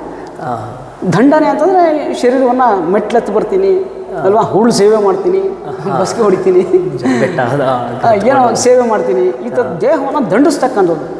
ಆವಾಗ ದೇಹ ಮಾಧ್ಯಮಂ ಕಲು ಧರ್ಮ ಸಾಧನ ಅಲ್ವಾ. ಯಾವ ಸಾಧನೆ ಬೇಕಾದ್ರೂ ಮಾಡ್ಬೋದು. ಅದು ನಾರ್ಮಲ್ ನಾವು ಇಲ್ಲಿ ಮಾಡಿ ಅಂತಂದರೆ ಯಾವ ಕ್ಲಾಸಲ್ಲಿ ಅವ್ರಿಗೆ ಅಯ್ಯಪ್ಪ ಉಸಪ್ಪ ಅಂತಂತಾರೆ. ಅದಕ್ಕೆ ಮೇಲೊಂದು ಗುರಿ ಇದೆ. ಅಂದರೆ ಗುರಿಯೇ ಗುರು ಅಂತ ಅರ್ಥ. ರಮಣ ಮಹರ್ಷಿಗಳಿರೋದು ನಮಗೇನು ಗುರಿ ಇದೆ ಅದೇ ಗುರು ಅಂತ ತಂತಾನೇ ಕರ್ಕೊಂಡು ಹೋಗ್ಬಿಡುತ್ತೆ. ಅಲ್ಲಿ ಮೇಲ್ಗಡೆ ಒಬ್ಬರು ದೇವರಿದ್ದಾರೆ, ದೇವ್ರ ವಿಗ್ರಹ ಇದೆ, ಅಲ್ಲಿಗೆ ನಾನು ರೀಚ್ ಆಗ್ಬೇಕಂತಂದರೆ ಈ ವಯಸ್ಸಾಗಿರೋರಾಗಲಿ, ಬ್ಯಾಕ್ ಪೇನ್ ಇರೋರಾಗಲಿ, ಮತ್ತೊಬ್ಬರು ಎಲ್ಲರೂ ಏನು ಮಾಡ್ತಾರೆ, ಹತ್ಕೊಂಡು ಹೋಗ್ತಾರೆ. ಅಲ್ಲಿ ಊಟ ಸಿಗುತ್ತೆ ಇಲ್ಲೋ ಗೊತ್ತಿಲ್ಲ, ಆದರೆ ಸಂಕಲ್ಪ ಒಂದಿರುತ್ತೆ. ಆ ಸಂಕಲ್ಪದಿಂದ ಪೂರ್ತಿ ರೀಚ್ ಆಗ್ತಾರೆ. ಅಲ್ಲಿಗೆ ಹೋದಾಗ ಪರಮಾನಂದ, ಬ್ರಹ್ಮಾನಂದ ಆಗೋಗುತ್ತೆ. ಹಾಗಾಗಿ ಈ ಸಂಕಲ್ಪದಿಂದ ಮಾಡ್ತಕ್ಕಂಥದ್ದೇನಿದೆ there is a very very important. ನಾವು ಹಾಗೆ ಮಾಡ್ತೀವಿ, ಎಲ್ಲೋ ಯೂಟ್ಯೂಬಲ್ಲೋ ಮತ್ತೊಂದು ಜಾಗದಲ್ಲಿ ನೋಡ್ಕೊಂಡು ಮಾಡ್ತೀವಿ, ಇದೆಲ್ಲ ಆಗೋದಿಲ್ಲ. ಅದಕ್ಕೆ ಯೋಗವಾಗಲಿ ಆಧ್ಯಾತ್ಮ ಸಾಧನೆ ಆಗಲಿ ಗುರುಮುಖೇನವಾಗಿ ಮಾತ್ರ ಮಾಡಬೇಕು ಅನ್ನೋದಿದೆ.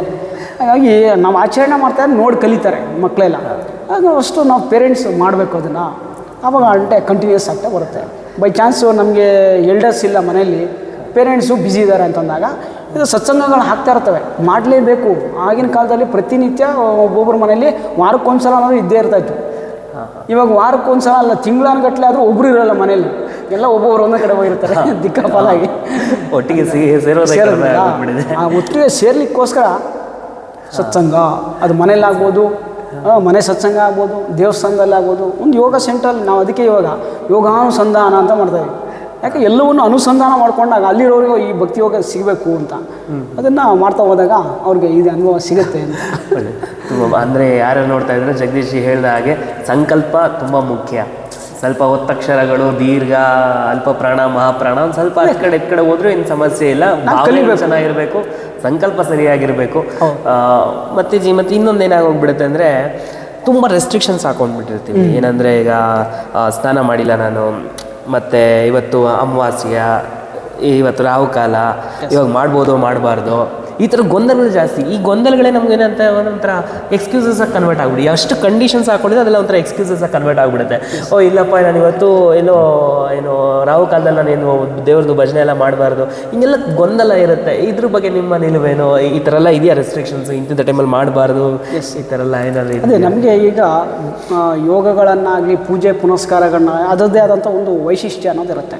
ಈಗ ಶೈವ ಅಂತಂದರೆ ಶಿವ ಆರಾಧನೆ, ಇದರಲ್ಲಿ ಗಣ ಅನ್ನೋ ಒಂದು ಇದೆಲ್ಲ ಇರುತ್ತೆ, ಗಣ ಪೂಜೆ ಈ ಥರದ್ದೆಲ್ಲ ಇರುತ್ತೆ. ಅದರಲ್ಲಿ ಪರ್ಟಿಕ್ಯುಲರಾಗಿ ನಾವು ಅದನ್ನ ಮಾಡಲೇಬೇಕು. ಈ ಯಮ ನಿಯಮಗಳು ಹೇಗಿದೆಯೋ ಅದೇ ಥರ ಇರುತ್ತೆ. ಆದರೆ ವೈಷ್ಣವ ಪಂಥದಲ್ಲಿ ಅವ್ರಿಗೆ ಯಾವುದೇ ಎಕ್ಸ್ಪೆಕ್ಟೇಷನ್ ಇರೋದಿಲ್ಲ. ಅವ್ರು ಎಷ್ಟು ಸಿಂಪಲ್ಲಾಗಿ ಬೇಕಾದ್ರೂ ಮಾಡ್ಬೋದು, ಎಷ್ಟು ವಿಜೃಂಭಣೆಯಿಂದ ಬೇಕಾದ್ರೂ ಮಾಡ್ಬೋದು. ಆದರೆ ಶೈವ ಆರಾಧನೆ ಮಾಡಿದಾಗ ಯೋಗ ಮಾಡಲೇಬೇಕು. ಅಥವಾ ಯೋಗಾನುಶಾಸನ, ಇದು ಶಾಸನ, ಇದು ಬೇರೆ ಆಪ್ಷನ್ ಇಲ್ಲ, ಮಾಡಲೇಬೇಕು ಅಂತ. ಇಟ್ಸ್ ಅ ವೈರಾಗ್ಯ ಸ್ಥಿತಿ, ನೆಮ್ಮದಿ ಆನಂದ ಇವೆಲ್ಲ ಸಿಗಬೇಕಂದ್ರೆ ಮಾಡಲೇಬೇಕು ಅಂತ. ಸೊ ಆ ಥರ ಇರುತ್ತೆ. ಸೊ ಅದನ್ನೆಲ್ಲ ನೋಡಿಕೊಂಡು ನಾವು ಯಾವ ಸಾಧನೆಯಲ್ಲಿ ಇದ್ದೀವಿ, ನಮ್ಮ ಸಂಕಲ್ಪ ಏನಿದೆ ಅದಕ್ಕೆ ತಕ್ಕಾದಂಥ ಆಚಾರಗಳು, ವಿಚಾರಗಳು, ರೀತಿ ನೀತಿಗಳು, ಸಾಧನೆಗಳು ಬರುತ್ತೆ. ಆ ಥರ ಮಾಡ್ಬೋದು. ಒಂದು ಸ್ಟೆಪ್ ಇಟ್ಟಾದಮೇಲೆ ನಮಗೆ ನೆಕ್ಸ್ಟ್ ಸ್ಟೆಪ್ ಗೊತ್ತಾಗೋದು ಅಲ್ವಾ. ಒಂದು ದೀಪ ಇದೆ, 4 kg ಅಷ್ಟೇ ಗೊತ್ತಾಗುತ್ತೆ ನಮಗೆ ಆ ದೀಪದ ಬೆಳಕಲ್ಲಿ. ಆದರೆ ನಾನು ನಡಿಬೇಕಾರೋದು 30 ಕಿಲೋಮೀಟ್ರು 50 ಕಿಲೋಮೀಟ್ರ್ ನಡಿಬೇಕು ಅಂತಂದಾಗ ನಾನು ಹಾಗೆ ಕೂತ್ಕೊಳ್ಳೋಂಗಿಲ್ಲ. 4 kg ಇದೆಯಲ್ಲ ದೀಪದ ಬೆಳಕು, ಅಷ್ಟು ನಡೆಯೋಣ. ಅದು ಮುಂದೆ ಹೋದ್ರೆ ಮತ್ತೆ ಇನ್ನೊಂದು 4 kg ಗೊತ್ತಾಗತ್ತೆ. ಅದು ವಾತಾವರಣನೇ ನಮ್ಗೆ ಕಲಿಸ್ತಾ ಹೋಗುತ್ತೆ. That is a nature energy, nature of law ಅಂತ ಸ್ವಲ್ಪ ತಿಳಿಸ್ಕೊಡಿ. ಚೆನ್ನಾಗಿರುತ್ತೆ. ಇಲ್ಲ ಅದೂ ಏನು ದಾರಿಗಳು ಬಹಳಷ್ಟು ಡಿಫ್ರೆನ್ಸ್ ಇರುತ್ತೆ. ನಮಗೆ ಯಾವ್ದು ಸೂಟ್ ಆಗುತ್ತೋ ಅದು ತೊಗೊಳ್ತೇವೆ. ಈಗ ಮರಗಳು ಭಕ್ತಿ ಯೋಗ, ಜ್ಞಾನ ಯೋಗ, ಕರ್ಮಯೋಗ, ರಾಜಯೋಗ ಇದೆಲ್ಲ ಅದಕ್ಕೆ ಈ ಥರದೆಲ್ಲ ಒಂದು ಆಪ್ಷನ್ಸ್ ಕೊಟ್ಟಿರ್ತಾರೆ ನಮ್ಮ ಹಿರಿಯರು, ನಮ್ಮ ಹಿಂದೆ ಇರುವಂಥವ್ರು. ನಿಮಗೆ ಯಾವ್ದು ಸೂಟ್ ಆಗುತ್ತೋ ಅದ್ರಲ್ಲಿ ಹೋಗ್ಬೋದು. ನಿಮಗೆ ಎಲ್ಲನೂ ಫಾಲೋ ಮಾಡಿಕೊಂಡು ಅಚ್ಚುಕಟ್ಟಾಗಿ ಮಾಡ್ಕೊಂಡು ಹೋಗೋಕ್ಕಾಗುತ್ತೆ ಅಂದರೆ ಬಹಳ ಒಳ್ಳೆಯದು. ಆಗಿಲ್ಲ ನೀವು ಹೇಳಿದ ಹಾಗೆ ಸೊ ಸಣ್ಣದಾಗೂ ಮಾಡ್ಬೋದು, ಇಲ್ಲಾಂದರೆ ನೀವು ವಿಜೃಂಭಣೆಯಿಂದನೂ ಸಹ ನೀವು ಪ್ರತಿಯೊಂದಕ್ಕೂ ಒಂದು ಚೌಕಟ್ಟು ಅಂತ ಇರುತ್ತೆ. ಆದರೆ ಭಕ್ತಿ ಹೋಗೋಕ್ಕೆ ಚೌಕಟ್ಟು ಅನ್ನೋದಿಲ್ಲ. ಎಂಥ ಚಿಕ್ಕ ಮಕ್ಕಳು ಬೇಕಾದ್ರೂ ಭಜನೆ ಮಾಡ್ತಾರೆ, ಎಂಥ ವಯಸ್ಸಾಗಿರೋರು ಬೇಕಾದ್ರೂ ಮಾಡ್ತಾರೆ, ಎಂಥ ಅಫಿಷಿಯಲ್ಸ್ ಬೇಕಾದ್ರೂ ಮಾಡ್ತಾರೆ. ತಲೆ ತೂಗಿದವ್ರು ಇರೋಲ್ಲ ಭಜನೆಗೆ. ಈಗ ರಾಜ್ಕುಮಾರ್ ಹಾಡು ಕೇಳಿದ್ರೆ ಎಂಥ ಸೀರಿಯಸ್ ಆಗಿರೋರು ನಾರ್ಮಲ್ ಆಗಿಬಿಡ್ತಾರೆ ಅಲ್ವಾ? ನಿಜ ನಿಜ. ಆ ಥರ ಇರುತ್ತೆ ಹಾಡು, ಸಂಗೀತ ಮತ್ತು ವೈಬ್ರೇಷನ್ಸು ಇದೆಲ್ಲ ಆ ಥರ ಇರುತ್ತೆ. ಅದ್ರಲ್ಲಿ ತನ್ಮಯರಾಗಬೇಕು ನಾವು. ಅದಕ್ಕೆ ಟೈಮ್ ಕೊಡಲಿಲ್ಲ ಅಂತಂದರೆ ಅಲ್ವಾ, ಓವರ್ ಸ್ಟ್ರೈನ್, ಓವರ್ ಇದಾಗಿ ಆಗಿ ಆಗಿ ನಮಗೆ ನಾವೇ ಇಲ್ದಂಗೆ ಆಗ್ತೀವಿ. ಅದಕ್ಕೆ ನಮ್ಮ ತನವನ್ನು ನಾವು ಯಾವತ್ತೂ ಬಿಟ್ಕೊಡ್ಬೋದು ಅಂತ. ನಮ್ಮ ತನ ಏನಿದೆ, ನಮ್ಮ ಪೂರ್ವಜರ ಋಷಿಮುನಿಗಳೆಲ್ಲ ಅಲ್ವಾ, ಅವ್ರದ್ದು ನಮ್ಮ DNA ಇವಾಗೂ ಇರುತ್ತೆ. ಅದನ್ನು ನಾವು ಜಾಗೃತಿ ಮಾಡ್ಕೋಬೇಕು. ನೀವು ಚಕ್ರ ಜಾಗೃತಿ ಮಾಡ್ಕೊಳ್ಳೋ ಅದು ಇದೆಲ್ಲ ತುಂಬ ವೈರಲ್ ಆಗಿಬಿಟ್ಟಿದೆ. ಅಂದರೆ ನಮ್ಮ ತನನ ಜಾಗೃತಿ ಮಾಡ್ಕೊಳ್ಳೋದೇ ಎಲ್ಲ ಬಿಟ್ಬಿಡಿ. ನಿಜ ನಿಜ. ಅಣ್ಣವ್ರು ಹೇಳಿದಾಗ ನಂಗೆ ಗೊತ್ತಾಯಿತು. ಈಗ ನೋಡಿ, ಅಣ್ಣವರೇ ಒಂದು ದೊಡ್ಡ ಉದಾಹರಣೆ. ಸುಮ್ಮನೆ ನೀವು ನಾದಮಯ ಕೇಳಿ, ಎನಿ ಟೈಮ್ ವೈಬ್ರೇಷನ್ ಹೆಂಗಾಗೋದು. ಈಗ ನಮಗೆ ಯಾವುದು ರಾಘವೇಂದ್ರ ಸ್ವಾಮಿಗಳೆಲ್ಲ ಅಂದ ತಕ್ಷಣ ನಮಗೆ ಹಾಲಲ್ಲಾದರೂ ಹಾಕು, ನೀರಲ್ಲಾದರೂ ಹಾಕು, ರಾಘವೇಂದ್ರ ಮತ್ತು ನಮ್ಮ ಮೊನ್ನೆ ನಮ್ಮ ಸ್ನೇಹಿತರು ಒಬ್ರು ಹೇಳ್ತಾಯಿದ್ರು, ಎಷ್ಟೇ ಹಾಡಲ್ಲಿ ಮಾದಪ್ಪನ ಬಗ್ಗೆ ಅಣ್ಣವ್ರು ಆಡಿರೋ ಹಾಡು ಮುಂದೆ, ಮಾದಪ್ಪನ ಹಾಡು ಮುಂದೆ ಇನ್ನು ಯಾವುದು ನಮ್ಗೆ ಆ ವೈಬ್ರೇಷನ್ಸ್ ಬರೋದಿಲ್ಲ ಅಂತ ಹೇಳ್ತಾರೆ. ಹೇಳಬೇಕಂದ್ರೆ ಅಣ್ಣವ್ರದ್ದೇನು ಫಾರ್ಮಲ್ ಸಂಗೀತ ಆ ಥರದಲ್ಲೇನಿರಲಿಲ್ಲ, ಬಟ್ ಅವರು ಭಾವನೆ ನಮ್ಗೆ ಆ ಥರದ್ದು ವೈಬ್ರೇಷನ್ ಪ್ರವೇಶ ಪಾತ್ರದಲ್ಲಿ ಪರಕಾಯ ಪ್ರವೇಶ ಮಾಡ್ತಾಯಿದ್ರು. ಹಾಗೆ ತುಂಬ ಸೊಗಸಾಗಿ ತಿಳಿಸ್ಕೊಡ್ರಿ ಇದೆಲ್ಲ. ಅಂದರೆ ನಮಗೆ ಇದೆಲ್ಲ ಗೊಂದಲಗಳು ಇರ್ತವೆ. ಏನು ಹೆಂಗಂದಂಗೆ ಮಾಡಿಬಿಟ್ರೆ ಏನೋ ನಮ್ಮ ದೇವ್ರು ಶಾಪ ಕೊಟ್ಬಿಡ್ತಾನೇನೋ ಹಿಂಗೆಲ್ಲ ಅಂತ ಅಂದ್ಕೊಳ್ಳೋರು ಭಾಳ ಜನ ಸಿಗ್ತಾರೆ. ಈಗ ಅಲ್ಲೆಲ್ಲ ತುಂಬ ಕಟ್ನಿಟ್ಟಾಗಿರ್ಬೇಕಪ್ಪ ಪ್ರಶಾಂತ್, ಹೆಂಗಂದಂಗೆ ಮಾಡೋದಲ್ಲ. ಸೊ ಅದಕ್ಕೆ ಕರೆಕ್ಟಾಗಿ ಚಾಪೆ ಹಾಸ್ಕೊಂಡು ಮಾಡಬೇಕು, ಸುಮ್ಮನೆ ಮತ್ತು ಒಂದೊಂದಕ್ಕೂ ಸಹ ಇಷ್ಟೊಂದು ರೆಸ್ಟ್ರಿಕ್ಷನ್ಸ್ ಹಾಕ್ಕೊಂಡ್ಬಿಟ್ಟು ಸರಳವಾಗಿದ್ದಷ್ಟು ನಮ್ಗೆ ಏನು ಅಳವಡಿಸ್ಕೊಳ್ಳೋಕೆ ಅನುಕೂಲ ಆಗಿರುತ್ತೆ. ನಮ್ಮ ಗುರುಗಳು ಹೇಳ್ತಾಯಿದ್ರು, ಶಾಸ್ತ್ರ ಇದು ಸರಿ ಇದೆ, ಶಾಸ್ತ್ರ ಸರಿ ಇದೆ, ಆದರೆ ಶಾಸ್ತ್ರಿ ಸರಿ ಇಲ್ಲ. ಶಾಸ್ತ್ರವನ್ನು ಕಸ್ಟಮೈಸ್ ಮಾಡಿಬಿಡ್ತಾರೆ ಶಾಸ್ತ್ರಿ. ಅವ್ರು ಫೀಸ್ ಸರಿ ಕೊಡಲಿಲ್ಲ ಅಂದರೆ, ಇಂಪಾರ್ಟೆನ್ಸ್ ಸರಿ ಕೊಡಲಿಲ್ಲ ಅಂದರೆ ಶಾಸ್ತ್ರವನ್ನೇ ಕಸ್ಟಮೈಸ್ ಮಾಡಿಬಿಡ್ತಾರೆ.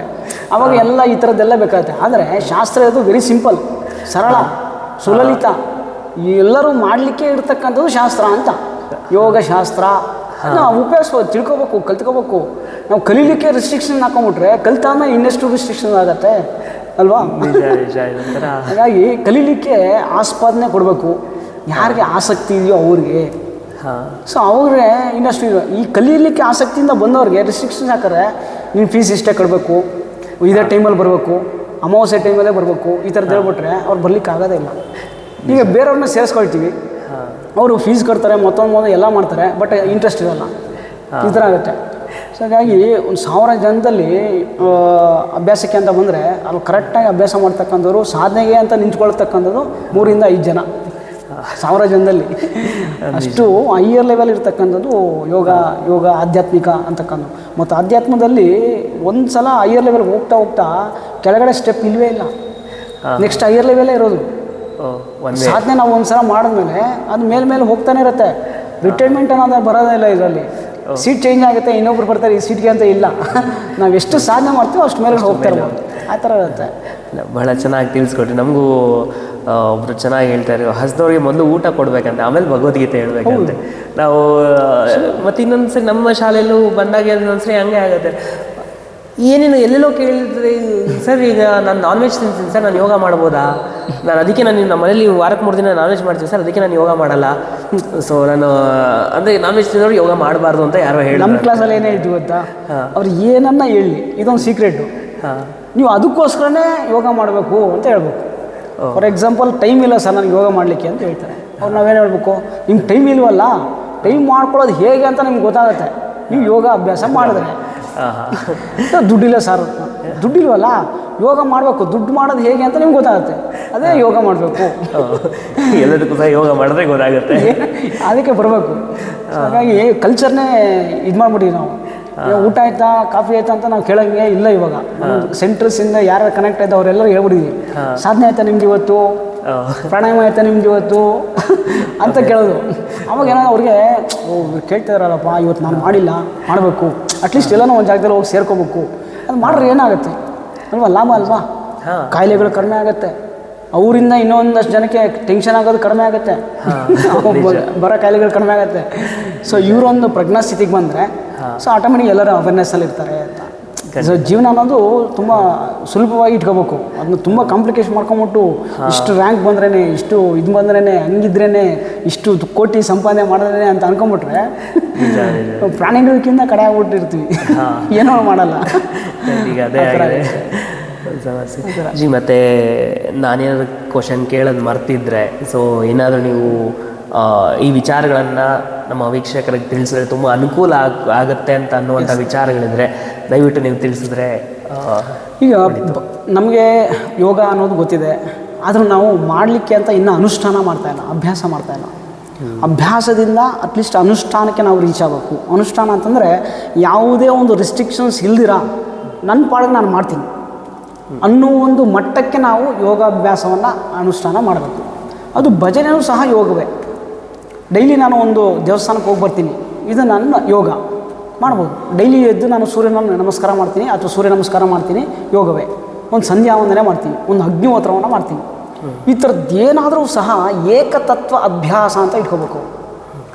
ಏಕತತ್ವ ಅಭ್ಯಾಸ ಅಂತಂದರೆ ಎಕ್ಸಾಂಪಲು ರಾಮ ಮತ್ತು ಹನುಮನಿಗೆ ಏಕತತ್ವ ಅಭ್ಯಾಸ ಇಸ್ ರಾಮ ಅಷ್ಟೇ. ರಾಮನಿಗೋಸ್ಕರ ಏನು ಬೇಕಾದ್ರೂ ಮಾಡ್ತೀನಿ ಅಂತ. ಅದು ಕೆಲಸ ಆಗಲಿ, ಸೇವೆ ಆಗಲಿ, ಶಕ್ತಿ ಆಗಲಿ, ಯುದ್ಧ ಆಗಲಿ, ಮತ್ತೊಂದು ಮಗದ ಏನು ಬೇಕಾದ್ರೂ ಆಗಲಿ, ಅದಕ್ಕೆ ನಾನು ನಿಂತ್ಕೊಳ್ತೀನಿ. ಆ ಥರ ನಾವು ಮಾಡಿದಾಗ ಯೋಗದ ಒಂದು ವಾತಾವರಣ ಅನ್ನೋದು ನಿರ್ಮಾಣ ಆಗ್ತಾ ಹೋಗುತ್ತೆ. ಈ ರೋಗದ ವಾತಾವರಣ ಕಡಿಮೆ ಆಗ್ತಾ ಹೋಗುತ್ತೆ. ಸೊ ಬೆಳಕು ಬಂದ್ರೇ ಕತ್ಲು ಹೋಗೋದು, ಯೋಗ ಬಂದ್ರೇ ರೋಗ ಹೋಗೋದು. It's very simple. ರೋಗದಲ್ಲೂ ನೋವಿದೆ, ಯೋಗದಲ್ಲೂ ನೋವಿದೆ. ರೋಗದ ನೋವು ಮುಕ್ತಿ ಕೊಡಲ್ಲ. ಯೋಗದ ನೋವು ರೋಗವನ್ನು ನಿವಾರಣೆ ಮಾಡಿ, ರೋಗ ನಿರೋಧಕ ಶಕ್ತಿಯನ್ನು ಜಾಸ್ತಿ ಮಾಡಿ ಮುಕ್ತಿಯನ್ನು ಕೊಡುತ್ತೆ, ಮೋಕ್ಷವನ್ನು ಕೊಡುತ್ತೆ, ಸಾಕ್ಷಾತ್ಕಾರವನ್ನು ಕೊಡುತ್ತೆ ಅಲ್ವಾ.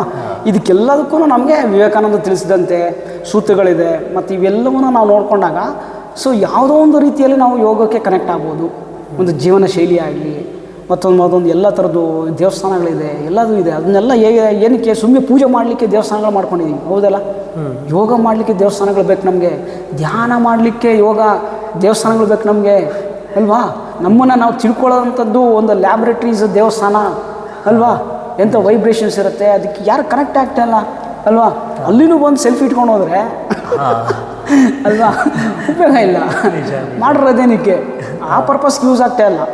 ಸೊ ಅದು ಚೇಂಜ್ ಆಗಿಬಿಟ್ರೆ ಸೊ ಅದು ಆ ಒಂದು ಜ್ಞಾನ ಅನ್ನೋದು ಹಾಗೆ ಎಲೆಮರೆಕಾಯಿಯಾಗಿ ಹಿಂದೆ ಉಳ್ಕೊಂಬಿಡುತ್ತೆ ಅನ್ನೋ ಥರ ಆಗ್ಬಿಡುತ್ತೆ. ಸೊ ಹಾಗಾಗಿ ನಾವು ಅಟ್ಲೀಸ್ಟ್ ನಾನು ಈ ದೇಶದಲ್ಲಿ ಇದ್ದೀನಿ, ನನ್ನ ದೇಶಕ್ಕೆ ನಾನು ಏನು ಮಾಡಬಲ್ಲೆ.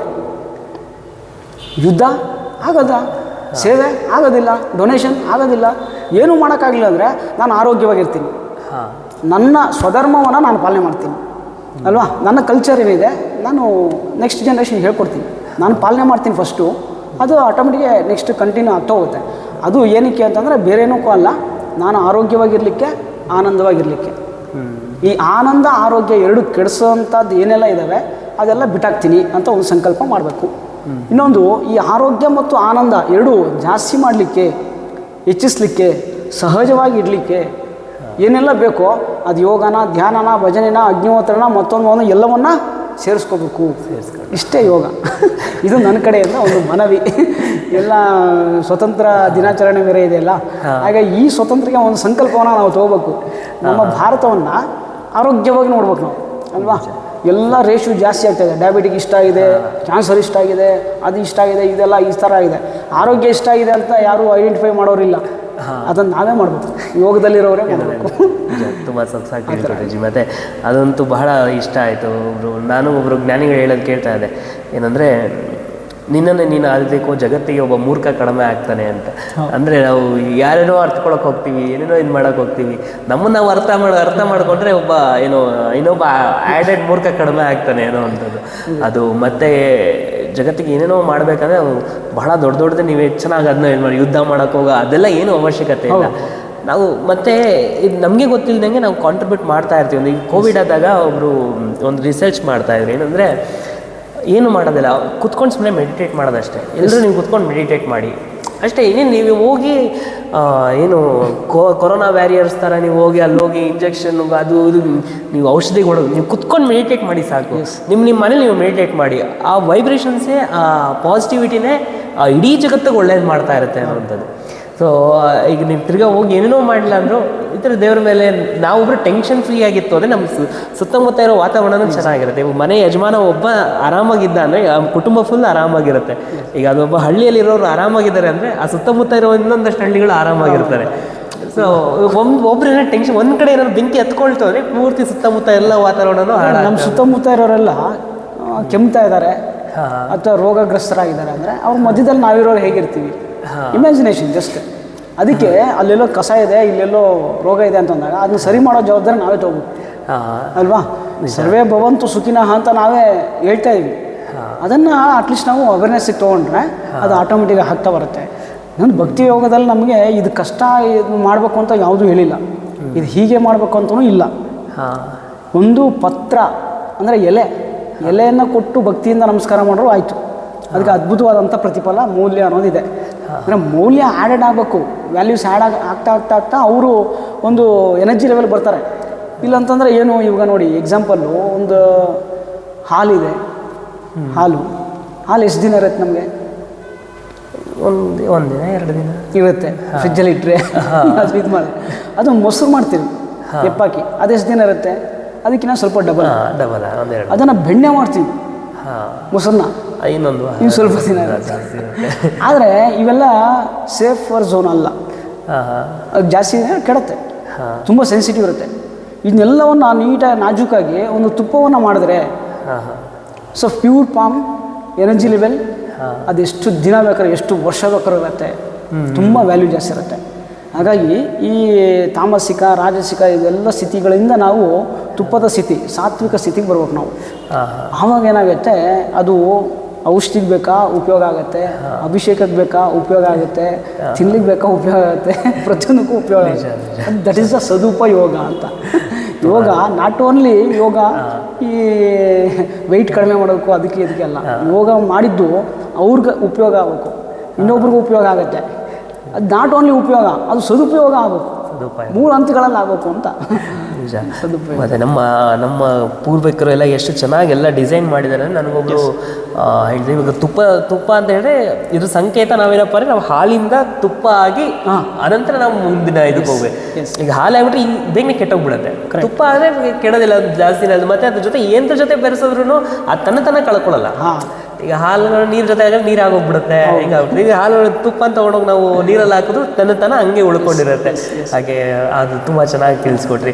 ಮತ್ತು ನಾನೊಬ್ರು ಒಂದು ಕಡೆ ನೋಡ್ತಾ ಇದ್ದೆ, ತುಂಬ ಚೆನ್ನಾಗಿ ಈಗ ನಮ್ಮೆಲ್ಲ ಕಮಲ ಲೋಟಸ್ ಫೀಟು, ಲೋಟಸ್ ಐಸು, ಮತ್ತು ನಮ್ಮಲ್ಲಿ ಕನ್ನಡದಲ್ಲಿ ಕಮಲದ ಮುಖದ ಒಳ್ಳೆ, ಕಮಲದ ಕಣ್ಣ ಒಳ್ಳೆ, ಸೊ ಏನಂದರೆ ಕಮಲ ಅಂತ ಪ್ರತಿ ಸರಿ ಬಂದಾಗಲೂ ನೀವು ಬರೀ ಕಮಲ ಹೂವು ನನ್ನ ಮಾತ್ರ ಅಂದ್ಕೊಳ್ಬಾರ್ದು. ಕಮಲ ಪ್ರತಿ ಸರಿ ಬಂದಾಗಲೂ ಕಮಲ ಎಷ್ಟೇ ಕೆಸರಿದ್ರೂ ಅದ್ರ ಕಳಂಕ ಅಂಟೋದಿಲ್ಲ, ಅದಕ್ಕೇನು ಮೌಲ್ಯತೆ ಇದ್ದೇ ಇರುತ್ತೆ. ಮತ್ತು ಕೆಸರಲ್ಲೇ ಇದ್ರೂ ಸಹ ಕೆಸರು ಅಂಟೋದಿಲ್ಲ ಕಮಲಕ್ಕೆ. ಕಮಲದ ಪತ್ರೆ ಮೇಲೆ ನೋಡ್ತಂದ್ರೆ ನಿಮಗೆ ಅದು ನೀರೇ ಸಪ್ರೇಟ್ ಆಗಿರುತ್ತೆ, ಒಂಥರ ಅಂಟ್ಕೊಳ್ಳೋದಿಲ್ಲ. ಆ ಥರ ನೀವು ಕಮಲ ಒಂದೊಂದು ಸರಿ ನೋಡಿದಾಗಲೂ ಸಹ ನಮಗೆ ಅಷ್ಟು ಪ್ಯೂರ್ ಆಗಿರಬೇಕು, ಈ ರೀತಿ ಭಾವನೆ ಬರಬೇಕು. ಅದಕ್ಕೆ ಕಮಲವನ್ನು ಒಂದು ರೆಪ್ರೆಸೆಂಟೇಷನ್ ಅಷ್ಟೇ. ಕಮಲ ತೊಗೊಂಡಾಗ ದೇವರ ಕಮಲ ಇಷ್ಟ ಆಗ್ಬಿಟ್ಟು ಕಮಲ ಹೂ ತಂದ್ರೆ ಪ್ರತಿ ಸರಿ ನೀವು ಕಮಲದ ಕಣ್ಣು, ಕಮಲದ ಕೈ, ಕಮಲದ ಪಾದ ಅಂತೆಲ್ಲ ಅಂದಾಗ ಈ ಭಾವನೆಗಳು ನಿಮ್ಮಲ್ಲಿ ಇರಬೇಕು ಅಂತ ಹೇಳ್ತಾರೆ. ಖಂಡಿತ ಅವೆಲ್ಲ ನಮಗೆ ಈ ಭಾವನೆಗಳು ಅನ್ನೋದೇನಿದೆ ಅದು ಕ್ರಿಯೇಟಿವಲ್ಲೇ ನೋಡಿ ಕವಿ ಕಾಣದ್ದು ಯಾರು ಕಾಣಲಿಕ್ಕೆ ಸಾಧ್ಯನೇ ಇಲ್ಲ ಅನ್ನೋ ಥರ ಆಗುತ್ತೆ. ಆ ಥರ ಆಗುತ್ತೆ. ಅವರು ಮನೋಮಯ ಕೋಶ ಆಕ್ಟಿವೇಟ್ ಆಗಿರುತ್ತೆ. ಅವ್ರಿಗೆ ಎಲ್ಲವನ್ನ ವರ್ಣನೆ ಮಾಡಿ ಚಂದ್ರಲೋಕಕ್ಕೆ ಹೋಗ್ಬಿಡ್ತಾರೆ. ರವಿ ಕಾಣದ್ದು ಕವಿ ಕಂಡ ಅಂತ ಆ ಥರ ಆಗುತ್ತೆ. ಯಾರು ಕಾಣಲಿಕ್ಕೆ ಸಾಧ್ಯನೇ ಇಲ್ಲ ಅಂತ. ಅದಕ್ಕೆ ಅವಕಾಶ ಇವಾಗ ಎಲ್ಲಿದೆ? ಮೊಬೈಲಲ್ಲಿ ಇರ್ತೀವಿ, ರೀಲ್ಸಲ್ಲಿ ಇರ್ತೀವಿ, ಟೈಮ್ ವೇಸ್ಟ್ ಆಗ್ತಾ ಇರುತ್ತೆ. ಒಂದು ಸಲ ಕಣ್ಣು ಮುಚ್ಕೊಂಡು ನೋಡಿ, ಧ್ಯಾನಕ್ಕೆ ಹೋಗಿ ಏನಾನ ಬರಲಿ, ನೀವು ಒಬ್ಬರು ಕವಿ ಆಗ್ಬೋದು ಅಲ್ವಾ, ಒಬ್ಬರು ಜ್ಞಾನಿ ಆಗ್ಬೋದು. ಆದರೆ ಕವಿ ಇಲ್ಲಾಂದರೆ ಜ್ಞಾನಿ ಎರಡೂ ಲಾಭನೇ ಅಲ್ವಾ. ಆದರೆ ಕಣ್ಣು ಮುಚ್ಕೊಳ್ಳೋದಿಲ್ಲ. ಯಾಕೆ? ಭಯ ಭಯ ಭಯ ಭಯ ಭಯ ಭಯ ಅನ್ನೋದಾಗ್ಬಿಡುತ್ತೆ. ಹಾಗಾಗಿ ಆ ಭಯದಿಂದ ನಿರ್ಭಯಕ್ಕೆ ಬರಬೇಕು, ನಿರ್ಭಯದಿಂದ ಅಭಯಕ್ಕೆ ಬರಬೇಕು. ಅದಕ್ಕೆ ನಮಗೆ ಈ ಒಂದು ಪೂರ್ಣ ಸಂವತ್ಸರದಲ್ಲಿ ಅದೇ ಆದಂಥ ಋತುಗಳಲ್ಲಿ ಅದೇ ಆದಂಥ ಹಬ್ಬ ಹರಿದಿನಗಳಂತ ಬರುತ್ತೆ. ಆ ಹಬ್ಬ ಹರಿದಿನಗಳನ್ನ ಸುಮ್ಮನೆ ನೀವು ಆಚರಣೆ ಮಾಡೋ ಸಾಕು, ಭಕ್ತಿಯಿಂದ, ಭಕ್ತಿ ಯೋಗದಲ್ಲಿ. ಯೋಗ ಮಾಡೋದು ಆಮೇಲೆ. ಈ ಆಚರಣೆ ಮಾಡಿಬಿಟ್ರೆ ಆಟೋಮೆಟಿಕ್ ಅವ್ರಿಗೆ ಧೈರ್ಯ ಬೇಕಾ, ಸ್ಥೈರ್ಯ ಬೇಕಾ, ಮನೋಶಕ್ತಿ ಬೇಕಾ, ಇಚ್ಛಾಶಕ್ತಿ ಬೇಕಾ, ಕ್ರಿಯಾಶಕ್ತಿ ಬೇಕಾ, ಜ್ಞಾನಶಕ್ತಿ ಬೇಕಾ, ಆಟೋಮೆಟಿಕ್ ಬಂದ್ಬಿಡುತ್ತೆ. ನವರಾತ್ರಿಗಳಲ್ಲಿ ಒಂಥರ, ದಸರಾದಲ್ಲಿ ಒಂಥರ ಅಲ್ವಾ, ಗಣೇಶ ಹಬ್ಬದಲ್ಲಿ ಒಂಥರ, ಹನುಮ ಜಯಂತಿಲಿ ಒಂಥರ, ಶ್ರೀಕೃಷ್ಣ ಜನ್ಮಾಷ್ಟಮಿ ಬರುತ್ತೆ. ಅಲ್ಲಿ ನೋಡಿ ಕೃಷ್ಣ ನಾವು ರೆಪ್ರೆಸೆಂಟ್ ಹೆಂಗೆ ಮಾಡೋದು. ಕೃಷ್ಣನ ಯಾವುದ್ರಲ್ಲಿ ಇಲ್ಲ ಹೇಳಿ. ಸಂಗೀತ ಇಲ್ವಾ, ನೃತ್ಯ ಇಲ್ವಾ, ಕಲೆ, ರಂಗೋಲಿ, ಬಣ್ಣಗಳ ಓಕುಳಿ ಆಗೋದಾಗಲಿ, ತುಪ್ಪ ಮೊಸರು ಗೋಗಳು ಸಾಕೋದಾಗಲಿ, ಈ ನವಿಲ್ಗರಿ ಎಲ್ಲದರಲ್ಲೂ ಕೃಷ್ಣನೇ ನೋಡ್ಬೋದು. ಅದೇ ಕೃಷ್ಣನ ತತ್ವ ಇಲ್ಲ ಅಂತಂದರೆ ಎಲ್ಲ ಶೂನ್ಯ, ಏನೇನೂ ಇಲ್ಲ. ಒಂದು ಹಬ್ಬ ಇಲ್ಲ, ಒಂದು ಇಲ್ಲ, ಒಂದು ಡ್ಯಾನ್ಸ್ ಇಲ್ಲ, ಹಬ್ಬಗಳನ್ನು ನಾವು ಆಚರಣೆ ಮಾಡೋದ್ರಲ್ಲಿ ಸಂಭ್ರಮ, ಅದು ಖುಷಿ ಕೊಡುತ್ತೆ, ಆನಂದ ಕೊಡುತ್ತೆ. ಆ ಆನಂದವನ್ನು ನಾವು ಎಂಥ ಪಾರ್ಟಿಗಳಲ್ಲೂ ಕ್ರಿಯೇಟ್ ಮಾಡಲಿಕ್ಕೆ ಅದು ಕೃತಕ ಆಗುತ್ತೆ. ಇಸ್ ನ್ಯಾಚುರಲ್, ಆ ಥರ ಆಗುತ್ತೆ ಅಂತ. ಬಹಳ ಚೆನ್ನಾಗಿ ಸೊಗಸಾದ ವಿಷಯ. ಅವಾಗಲೂ ತುಂಬ ಚೆನ್ನಾಗಿ ಹೇಳಿದ್ರಿ. ದೇವಸ್ಥಾನಗಳಿಗೆ ಹೋದಾಗ ಆ ಭಾವನೆಯಿಂದ ದೇವ್ರನ್ನ ನೋಡಬೇಕೆ ಹೊರತು ಅಲ್ಲೋಗಿ ಸೆಲ್ಫಿ ಕೆಲವು ಹೆಂಗಾಗತ್ತೆ ಅಂದರೆ, ನಾವೊಂದು ರೀಸೆಂಟ್ ಒಂದು ಕಡೆ ಹಿಂಗೆ ಹೋಗಿದ್ವಿ ಟ್ರಿಪ್ನಲ್ಲಿ. ಅಲ್ಲಿ ನೋಡೋಕ್ಕೆ ನಾವು ಏನು ದೇವ್ರದ್ದು ವಿಗ್ರಹ ತುಂಬ ಚೆನ್ನಾಗಿ ದೊಡ್ಡದಾಗಿತ್ತು, ಶಿವಂದು ನೋಡಿ ಅಂದರೆ ಅಲ್ಲಿ ಕೂತಿದ್ರೆ ಎಲ್ಲ ನೋಡಿ ಸುಮ್ಮನೆ ಕೂತಿದ್ದೀವಿ, ಕೂತ್ಕೊಂಡಿದ್ದೀವಿ. ಬಂದ್ಬಿಟ್ಟು ಹೇಳಿದೆ, ಸರ್ ಎಷ್ಟು ಎಕರೆ ಜಮೀನು ಮಾಡಿರ್ಬೋದಲ್ವಾ ಸರ್, ಇದು ಒಂದು ಎಷ್ಟು ಕೋಟಿಗೆ ಬಾಳ್ಬೋದಲ್ವಾ ಸರ್, ಬಂದಿರೋದು ಏನಕ್ಕೆ? ಆ ದೇವರು ನೋಡಪ್ಪ, ಅಷ್ಟು ದೊಡ್ಡ ಮೂರ್ತಿ ಇದೆ, ಆ ದೇವ್ರು. ಈ ಥಾಟ್ಸ್ ನಮ್ಮದು. ಅಲ್ಲಿ ಹೋಗಿ ಅಲ್ಲೂ ಸಹ ಬಿಸ್ನೆಸ್ಸೇ, ಅಲ್ಲೂ ಸಹ ಇಲ್ಲಿ ಇದಕ್ಕೆ ಆ ಕೇಸ್ ಇದೆಯಂತೆ, ಈ ಕೇಸ್ ಇದೆಯಂತೆ. ಆ ಕಲೆಯನ್ನು ಕೆತ್ತನೆ ಮಾಡಲಿಕ್ಕೆ ಎಷ್ಟು ಪೇಷನ್ಸ್, ಎಷ್ಟು ತಾಳ್ಮೆ ಅನ್ನೋದು ಎಷ್ಟಿರಬೇಕು ಅಲ್ವಾ. ಇದನ್ನೆಲ್ಲ ಮತ್ತೆ ಆ ಭಾವ ದೇವ್ರು ನೋಡಿ, ಅಷ್ಟು ದೊಡ್ಡ ಮೂರ್ತಿ ನೋಡಿ ಅದನ್ನ ಮನಸ್ಸು ತುಂಬಿಸ್ಕೊಳ್ಳೋದು ಇದ್ರ ಬದಲು ಸೊ ಅಲ್ಲೋಗಿ ಇದು ಮಾಡ್ತಾ ಇರ್ತೀವಿ. ಮತ್ತು ಅಲ್ಲೋಗಿ ರೀಲ್ಸ್ ಮಾಡ್ತಾ ಇರೋಂಥದ್ದು. ಸೊ ಅದೇ ಇದು ಈ ನೇಚರಲ್ಲಿ ಇಲ್ಲದೆ ಇರೋದು ಯಾವುದೂ ಇಲ್ಲ. ಮತ್ತೆ ನಾವೇನು ಕಂಡುಹಿಡಿಯೋವಂಥ ಅವಶ್ಯಕತೆಯೂ ಇಲ್ಲ ಅಲ್ವಾ. ಬ್ರಹ್ಮಾಂಡದಲ್ಲಿ ಪ್ರತಿಯೊಂದು ನಾಲೆಜು ಇದೆ. ಹೆಂಗೆ ಸೈನ್ಸು ಅಥವಾ ಹೆಂಗೆ ಟೆಕ್ನಾಲಜಿ, ಹೆಂಗೆ ಇವನ್ನ ಏರ್ಪ್ಲೇ ಮಾಡಬೇಕು, ಹೆಂಗೆ ಇದು ಮಾಡಬೇಕು, ಇದು ಮಾಡಬೇಕು, ಎಲ್ಲ ನೇಚರ್ ಆಲ್ರೆಡಿ ಇದೆ. ಅದಕ್ಕೆ ಯಾರು ಕನೆಕ್ಟ್ ಆಗ್ತಾರೋ ಅವ್ರಿಗೆ ಅದು ಸಿದ್ಧಿ ಆಗುತ್ತೆ. ಅದನ್ನು ನಾನು ಕಂಡಿಡ್ದೆ ಅಂತ ಹೇಳೋ ಅವಶ್ಯಕತೆ ಇಲ್ಲ. ನೇಚರ್ ಇರೋದು ಹಂಗೆ. ಯಾಕಂದರೆ ಪುಷ್ಪಕ ವಿಮಾನದಿಂದ ಹಿಡಿದು ಎಲ್ಲನೂ ಆಲ್ರೆಡಿ ನಾವು ನೋಡಿರೋದೆ, ಕೇಳಿರೋದೆ. ಅದು ಇವಾಗ ಪ್ರಾಕ್ಟಿಕಲ್ ಆಗಿ ಇವಾಗ ನಮ್ಮ ಒಂದು ಇದರಲ್ಲಿ ನಾವು ನೋಡ್ತಾ ಇದ್ದೀವಿ ಅಷ್ಟೇ. ಹಾಗಾಗಿ ಅದನ್ನು ಮತ್ತೆ ನಾವು ರೀಲ್ ಮಾಡಿ ಮತ್ತೆ ಅದನ್ನ ಮಾಡಿ ಇದು ಮಾಡಿ ಹೇಳೋ ಅದು ನಾಲೆಜ್ ಪರ್ಪಸ್ ಆಗಿದ್ದರೆ ಒಳ್ಳೇದು. ಜ್ಞಾನಕ್ಕೆ ನಾವು ಇಂಪಾರ್ಟೆನ್ಸ್ ಕೊಡೋಣ. ಸೊ ಅದನ್ನೇ ರಿಪಿಟೇಷನ್ ಮಾಡಿ ಮಾಡಿ ಮಾಡಿ ಇರಿಟೇಷನ್ ಆಗ್ಬಿಟ್ರೆ ಅವರು ಇನ್ನೊಂದು ಡಿಸೀಸ್ಗೆ ಕನೆಕ್ಟ್ ಆಗ್ಬಿಡ್ತಾರೆ. ನಿಜ ನಿಜ ಹಂಗೆ ಹೋಗ್ತಾ ಇದೆ. ಎಷ್ಟೊಂದು ಏನು ಅಟೆನ್ಷನ್ ಸ್ಪ್ಯಾನೇ ಕಡಿಮೆ ಆಗೋಗ್ಬಿಟ್ಟಿದೆ ಇವಾಗ. ನಮ್ಮ ವೀಡಿಯೋಗಳೆಲ್ಲ ಮಾಡ್ತಾ ಇರ್ತೀವಲ್ಲ ಸರ್, 1 hour ವಿಡಿಯೋ ಯಾರು ಸಹ ನೋಡ್ತಾರೆ, ಅಷ್ಟು ಅಟೆನ್ಷನ್ ಸ್ಪ್ಯಾನೇ ಕಡಿಮೆ ಆಗೋಗ್ಬಿಡಿದೆ ಇವಾಗ. ಆ ರೀಲ್ ಇವಾಗ 1 ನಿಮಿಷದ ಬರುತ್ತಂತೆ ರೀಲು, ಆ 1 ನಿಮಿಷ ನೋಡೋರು ಕಡಿಮೆ ಆಗ್ಬಿಟ್ಟು ಬರೀ ಸೆಕೆಂಡ್ಸ್ ಅಷ್ಟೇ ಅಂತ ನೋಡೋಕ್ಕಾಗೋದು. ಈ ಥರ ಯಾಕೆ ಆಗ್ತಾ ಇದೆ ಅಂತಂದರೆ ನಮ್ಮ ಫುಡ್ಡನ್ನು ಗಮನಿಸಿ. That is a fast food. ಎಲ್ಲ ಫಾಸ್ಟ್ ಅಲ್ವಾ. ಒಂದು ಟೊಮೊಟೊ ಸಾಸ್ ಇದೆ, ಅದರ ಆಯುಷ್ ಎಷ್ಟಿದೆ, ಅದನ್ನು ನಾವು ಜಾಸ್ತಿ ಬಳಸ್ತಾ ಇದ್ದೀವಿ. ಆದರೆ ಅದೇ ಥರ ಹುಳಿ ಇರ್ತಕ್ಕಂಥ ಅಂಶ ಇರ್ತಕ್ಕಂಥ ಹುಣಸೆ ಹಣ್ಣು ನಮ್ಮ ಪೂರ್ವಜರು ಬಳಸ್ತಾ ಇದ್ರು. ಅದರ ಆಯಸ್ಸು ಎಷ್ಟಿದೆ? 400 ವರ್ಷ, 300-400 ವರ್ಷ ಇರುತ್ತೆ ಒಂದು ಹುಣಸೆ ಮರಕ್ಕೆ. ಟೊಮೊಟೊ ಗಿಡದ ಎಷ್ಟಿರುತ್ತೆ? ಓನ್ಲಿ ಒಂದು ತಿಂಗಳು, 1.5 ತಿಂಗಳು. ಇಷ್ಟು ನಾವು ಫುಡ್ಡಲ್ಲಿ ಈ ಥರ ಮಾಡಿದಾಗ ಏನಾಗುತ್ತೆ, ನಮ್ಮ ಪೇಷನ್ಸು ಅಷ್ಟೇ ಕಡಿಮೆ ಆಗುತ್ತೆ, ಜೀವನವೂ ಅಷ್ಟೇ ಕಡಿಮೆ ಆಗ್ಬಿಡುತ್ತೆ. ಟೊಳ್ಳಾದಂಥ ಜೀವನ ಆಗ್ಬಿಡುತ್ತೆ. ತಿಳ್ಕೊಳ್ಳೋಷ್ಟು ಕೆಪಾಸಿಟಿ ಇರೋದಿಲ್ಲ, ತಿಳ್ಕೊಂಡ್ರೆ ಅರ್ಥ ಮಾಡ್ಕೊಳ್ಳೋಷ್ಟು ಕೆಪಾಸಿಟಿ ಇರೋಲ್ಲ. ಈ ಥರ ಕಡಿಮೆ ಜಿ. ಇಂದಿನ ಕಾರ್ಯಕ್ರಮ ಎಲ್ಲರಿಗೂ ಭಾಳಷ್ಟು ಇನ್ಫಾರ್ಮೇಷನ್ಸ್ ತಲುಪ್ತು ಅಂತ ಅನಿಸುತ್ತೆ. ಇನ್ನು ಒಂದು ನಿಮ್ಮ ಒಂದು ಭಜನೆ ಕೇಳುವಂತಹ ಸೌಭಾಗ್ಯ ಒಂದು ಕಲ್ಪಿಸ್ಕೊಡಿ, ಅದನ್ನು ಮಾಡಿ. ಖಂಡಿತ. ವಾಮದೇವ ವಿರಂಚಿತನಯ ಉಮಾ ಮನೋಹರ ಉಗ್ರಧೂರ್ಜಟಿ ಸಮಜಾಜಿನ ವಸನ ಭೂಷಣ ಸುಮನ ಸೋತ್ತಂಸ ಕಾಮಹರ ಕೈಲಾಸ ಮಂದಿರ ಸೋಮ ಸೂರ್ಯ ನಳ ವಿಲೋಚನ ಕಾಮಹರ ಕೈಲಾಸ ಮಂದಿರ ಸೋಮ ಸೂರ್ಯ ನಳ ವಿಲೋಚನ ಕಮಿತ ಪ್ರದ ಕರುಣಿಸ ಮಗೆ ಸದಾ ಸುಮಂಗಳವಾ ಸದಾ ಸುಮಂಗಳವಾ ಸದಾ ಸುಮಂಗಳವಾ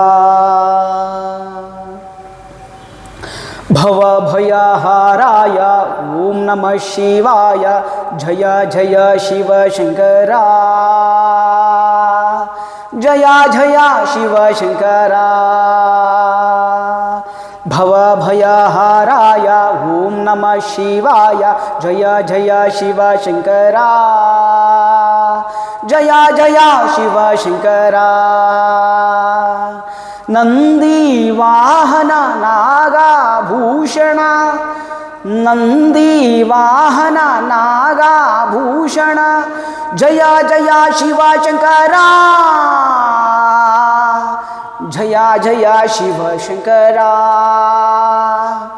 ಭವಭಯಹಾರಾಯ ಓಂ ನಮಃ ಶಿವಾಯ ಜಯ ಜಯ ಶಿವ ಶಂಕರ ಜಯ ಜಯ ಶಿವ ಶಂಕರ ತ್ರಿಶೂಲ ಢಮರುಗ ತಾಂಡವ ಶಂಕರ ತ್ರಿಶೂಲ ಢಮರುಗ ತಾಂಡವ ಶಂಕರ ಜಯ ಜಯ ಶಿವ ಶಂಕರ ಜಯ ಜಯ ಶಿವ ಶಂಕರ ಭವಭಯಹಾರಾಯ ಓಂ ನಮಃ ಶಿವಾಯ ಜಯ ಜಯ ಶಿವ ಶಂಕರ ಜಯ ಜಯ ಶಿವ ಶಂಕರ ಜಯ ಜಯ ಶಿವ ಶಂಕರ ಜಯ ಜಯ ಶಿವ ಶಂಕರ ಜಯ ಜಯ ಶಿವ ಶಂಕರ ಜಯ ಜಯ ಶಿವ ಶಂಕರ. ಧನ್ಯವಾದ. ಬಹಳ ಚೆನ್ನಾಗಿ ಅದು ತುಂಬ ಇಂಪಾಗಿತ್ತು ಕೇಳಲಿಕ್ಕೆ. ಈ ವೈಬ್ರೇಷನ್ಸ್ ಕೇಳೋದೇ ಒಂಥರ ತುಂಬ ಖುಷಿ. ಇವತ್ತು ಹಾಂ, ಮೂರಕ್ಕೆ ಸಮಯವನ್ನು ಕೊಡಬೇಕು ನಾವು. ಆ್ಯಕ್ಚುಲಿ ಒಂದು ನಮ್ಮ ದೇಹಕ್ಕಾಗಿ ಇಂಪಾರ್ಟೆನ್ಸನ್ನು ಕೊಡಬೇಕು. ಸೆಕೆಂಡ್ ಅಂದರೆ ನೆಕ್ಸ್ಟ್ ಆದ ನಂತರ ನಾವು ಆರೋಗ್ಯವಾಗಿ ಇದ್ದೀವಿ ಅಂತ ಕನ್ಫರ್ಮ್ ಆದಮೇಲೆ ನಮ್ಮ ದೈವಕ್ಕೆ ಅಂದರೆ ಆಧ್ಯಾತ್ಮಕ್ಕೆ, ಅದರಿಂದನೇ ನಮ್ಮ ದೇಹನೂ ಇನ್ನಷ್ಟು ಪ್ಯೂರಿಫೈ ಆಗುತ್ತೆ, ಇನ್ನೂ ಎನರ್ಜೈಸ್ ಆಗುತ್ತೆ. ಇದನ್ನು ಮತ್ತು ದೇಶಕ್ಕೆ ಅಂತ, ಅವಾಗ ರಾಷ್ಟ್ರಕ್ಕೆ ಇನ್ನಷ್ಟು ಒಳ್ಳೆಯದಾಗುತ್ತೆ. ಏನಕ್ಕೆ ನಾವು ಆರೋಗ್ಯವಾಗಿರಬೇಕು, ಏನಕ್ಕೆ ನಾವು ಆಧ್ಯಾತ್ಮವನ್ನು ಮಾಡಬೇಕು, ಏನಕ್ಕೆ ಇದೆಲ್ಲ ರಾಷ್ಟ್ರಕ್ಕೆ ಸಮರ್ಪಣೆ ಆಗಲಿಕ್ಕೆ ಅಂತ. ದೇಹ, ದೈವ, ದೇಶ ಮೂರು ಬಹಳ ಚೆನ್ನಾಗಿ ತಿಳಿಸ್ಕೊಟ್ರಿ ಜಗದೀಶ್ ಜಿ. ಮತ್ತು ನಿಮ್ಮ ಬಿಡುವಿಲ್ಲದ ಸಮಯದಲ್ಲಿ ಸಮಯ ಮಾಡಿಕೊಂಡು ಬಂದು, ಮತ್ತು ನಮ್ಮ ಈ ಕಾರ್ಯಕ್ರಮದ ಉದ್ದೇಶ ಏನಪ್ಪ ಅಂದರೆ ಒಂದಷ್ಟು ಏನು ಈ ರೀತಿಯ ವಿಚಾರಗಳಲ್ಲಿ ನಮಗೆ ಅಷ್ಟೊಂದು ಇದ್ರ ಬಗ್ಗೆ ಒಂದು ಸ್ವಲ್ಪ ನಮಗೆ ಜ್ಞಾನ ಕಡಿಮೆ ಇರುತ್ತೆ ಸಾಧಾರಣವಾಗಿ. ಸೊ ಅದ್ರ ಬಗ್ಗೆ ಇದು ಸಹ ಸತ್ಸಂಗವೇ ನೋಡಿ, ಸತ್ಯದ ಬಗ್ಗೆ ಸಂವಾದ ಆಗಿದ್ದೇ ಸತ್ಸಂಗ. ಇದ್ರ ಬಗ್ಗೆ ಎಲ್ಲ ಒಂದು ಸ್ವಲ್ಪ ನಮ್ಮಲ್ಲಿ ಒಂದು ಸ್ವಲ್ಪ ಜ್ಞಾನ ಕಡಿಮೆ ಆಗ್ತಾ ಇರುತ್ತೆ. ಇದ್ರ ಬಗ್ಗೆ ಎಲ್ಲ ಭಾಳಷ್ಟು ಸಿಗುತ್ತೆ, ಸೈನ್ಸು ಅದು ಇದ್ರ ಬಗ್ಗೆ ಎಲ್ಲ, ಗಣಿತ ಹೆಂಗೆ ಮಾಡೋದು, ವಿಜ್ಞಾನ ಹೆಂಗೆ, ಅದು ಇದೆಲ್ಲ ಗೊತ್ತಾಗ್ತದೆ. ಅಧ್ಯಾತ್ಮ ಒಂದು ಸ್ವಲ್ಪ ನಮ್ಮದು ಒಂದು ಕಿರು ಒಂದು ಕಾಂಟ್ರಿಬ್ಯೂಷನ್ ಇರಲಿ ಅಂತೇಳಿ, ಕೊಡುಗೆ ಇರಲಿ ಅಂತೇಳಿ ನಾವು ಈ ವಿಡಿಯೋಗಳನ್ನು ಮಾಡ್ತಾ ಇರ್ತೀವಿ. ನಮ್ಮ ಸಂವಾದ ಸಂಪೂರ್ಣವಾಗಿ ಸದುಪಯೋಗವಾಗಲಿ. ಧನ್ಯವಾದ. ನಿಮ್ಮೆಲ್ಲರ ಸಹಕಾರ ಮತ್ತು ಆಶೀರ್ವಾದ ಇದೆಲ್ಲ ಇದ್ದರೆ ಖಂಡಿತ ಹಿಂಗೆ ಒಂದಷ್ಟು ಎಪಿಸೋಡ್ಸ್ಗಳು ಮಾಡ್ತಾ ಇರೋಣ. ಖಂಡಿತ. ಮತ್ತು ನೋಡೋಣ ಮುಂದೆ ನೆಕ್ಸ್ಟ್ ಇನ್ನು ಬೇರೆ ಬೇರೆ ಟಾಪಿಕ್ಸ್ ತೊಗೊಂಡು, ಇನ್ನಷ್ಟು ಬೇರೆ ಬೇರೆ ಟಾಪಿಕ್ಸ್ ತೊಗೊಂಡು ಮಾತಾಡಿ ಎಷ್ಟು ಏನಾಗುತ್ತೆ ಅಂದರೆ ಇದೊಂದು ಮೀಡಿಯಮ್ ಅನ್ನೋದು ನಮಗೆ ಸಿಕ್ಕಿದೆ. ಮೊದಲು ಆಗಿನ ಕಾಲದೆಲ್ಲ ಹೋಗಬೇಕು ಅಂದರೆ ಈ ಥರ ಎಲ್ಲ ಪ್ರಚಾರ ಅಂತಲೇ ಹೋಗ್ತಾ ಇದ್ರಂತೆ. ಈಗಾಗಲೇ ನಾವು ಇದು ನಮ್ಮಲ್ಲಿ ಬಂದಿರುವಂಥ ಈ ಮಾಧ್ಯಮವನ್ನು ಉಪಯೋಗಿಸ್ಕೊಂಡು ಎಷ್ಟಾಗುತ್ತೋ ಅಷ್ಟು ತಲುಪಿಸೋಣ ಅಂತ. ಇಲ್ಲಿ ಯಾವುದೋ ಏನು ಕೆಲವರು ಹೇಳ್ತಾರೆ, ಏನು ಲಾಭ ಸಿಗುತ್ತೆ ನಿಮ್ಮಿಂದ, ಏನು ಸಿಗುತ್ತೆ, ಏನಕ್ಕೆ ಇದೆಲ್ಲ ಮಾಡಬೇಕು ಅಂತ ಹೇಳ್ತಾರೆ. ಲಾಭ ನಷ್ಟದ ಎಲ್ಲವೂ ಸಹ ಲಾಭ ನಷ್ಟದಲ್ಲಿ ಮಾಡೋದಕ್ಕಾಗಲ್ಲ. ಲಾಭದಷ್ಟರಲ್ಲೇ ಇರ್ತೀವಿ ನಾವು. That is higher level thinking ಏನಿದೆ ಗೊತ್ತಾ, ಪ್ರತಿಫಲ ಅಂತ. ಲಾಭ ಇಸ್ ವೆರಿ ಒಂದು 5+5 ಅಷ್ಟೇ ಲಾಭ ಅಂದರೆ. ಬಟ್ ಪ್ರತಿಫಲ 5 ಇಂಟು 5 ದಟ್ ಇಸ್ ಅ ಪ್ರತಿಫಲ. ಅದು ನೇಚರ್ ಕೊಡುತ್ತೆ. ನಮ್ಮ ನೋಡಿ ಈ ಥರದ ವಿಚಾರಗಳು ಪ್ರತಿ ಎಲ್ಲವನ್ನು ಸಹ ಲಾಭ ನಷ್ಟಕ್ಕೆ ಮಾಡ್ಲಿಕ್ಕೆ ಆಗಲ್ಲ. ಕೆಲವೊಂದೆಲ್ಲ ಒಂದು ಆತ್ಮತೃಪ್ತಿಗೆ, ಒಂದು ಖುಷಿಗೆ ಮಾಡುವಂಥದ್ದು.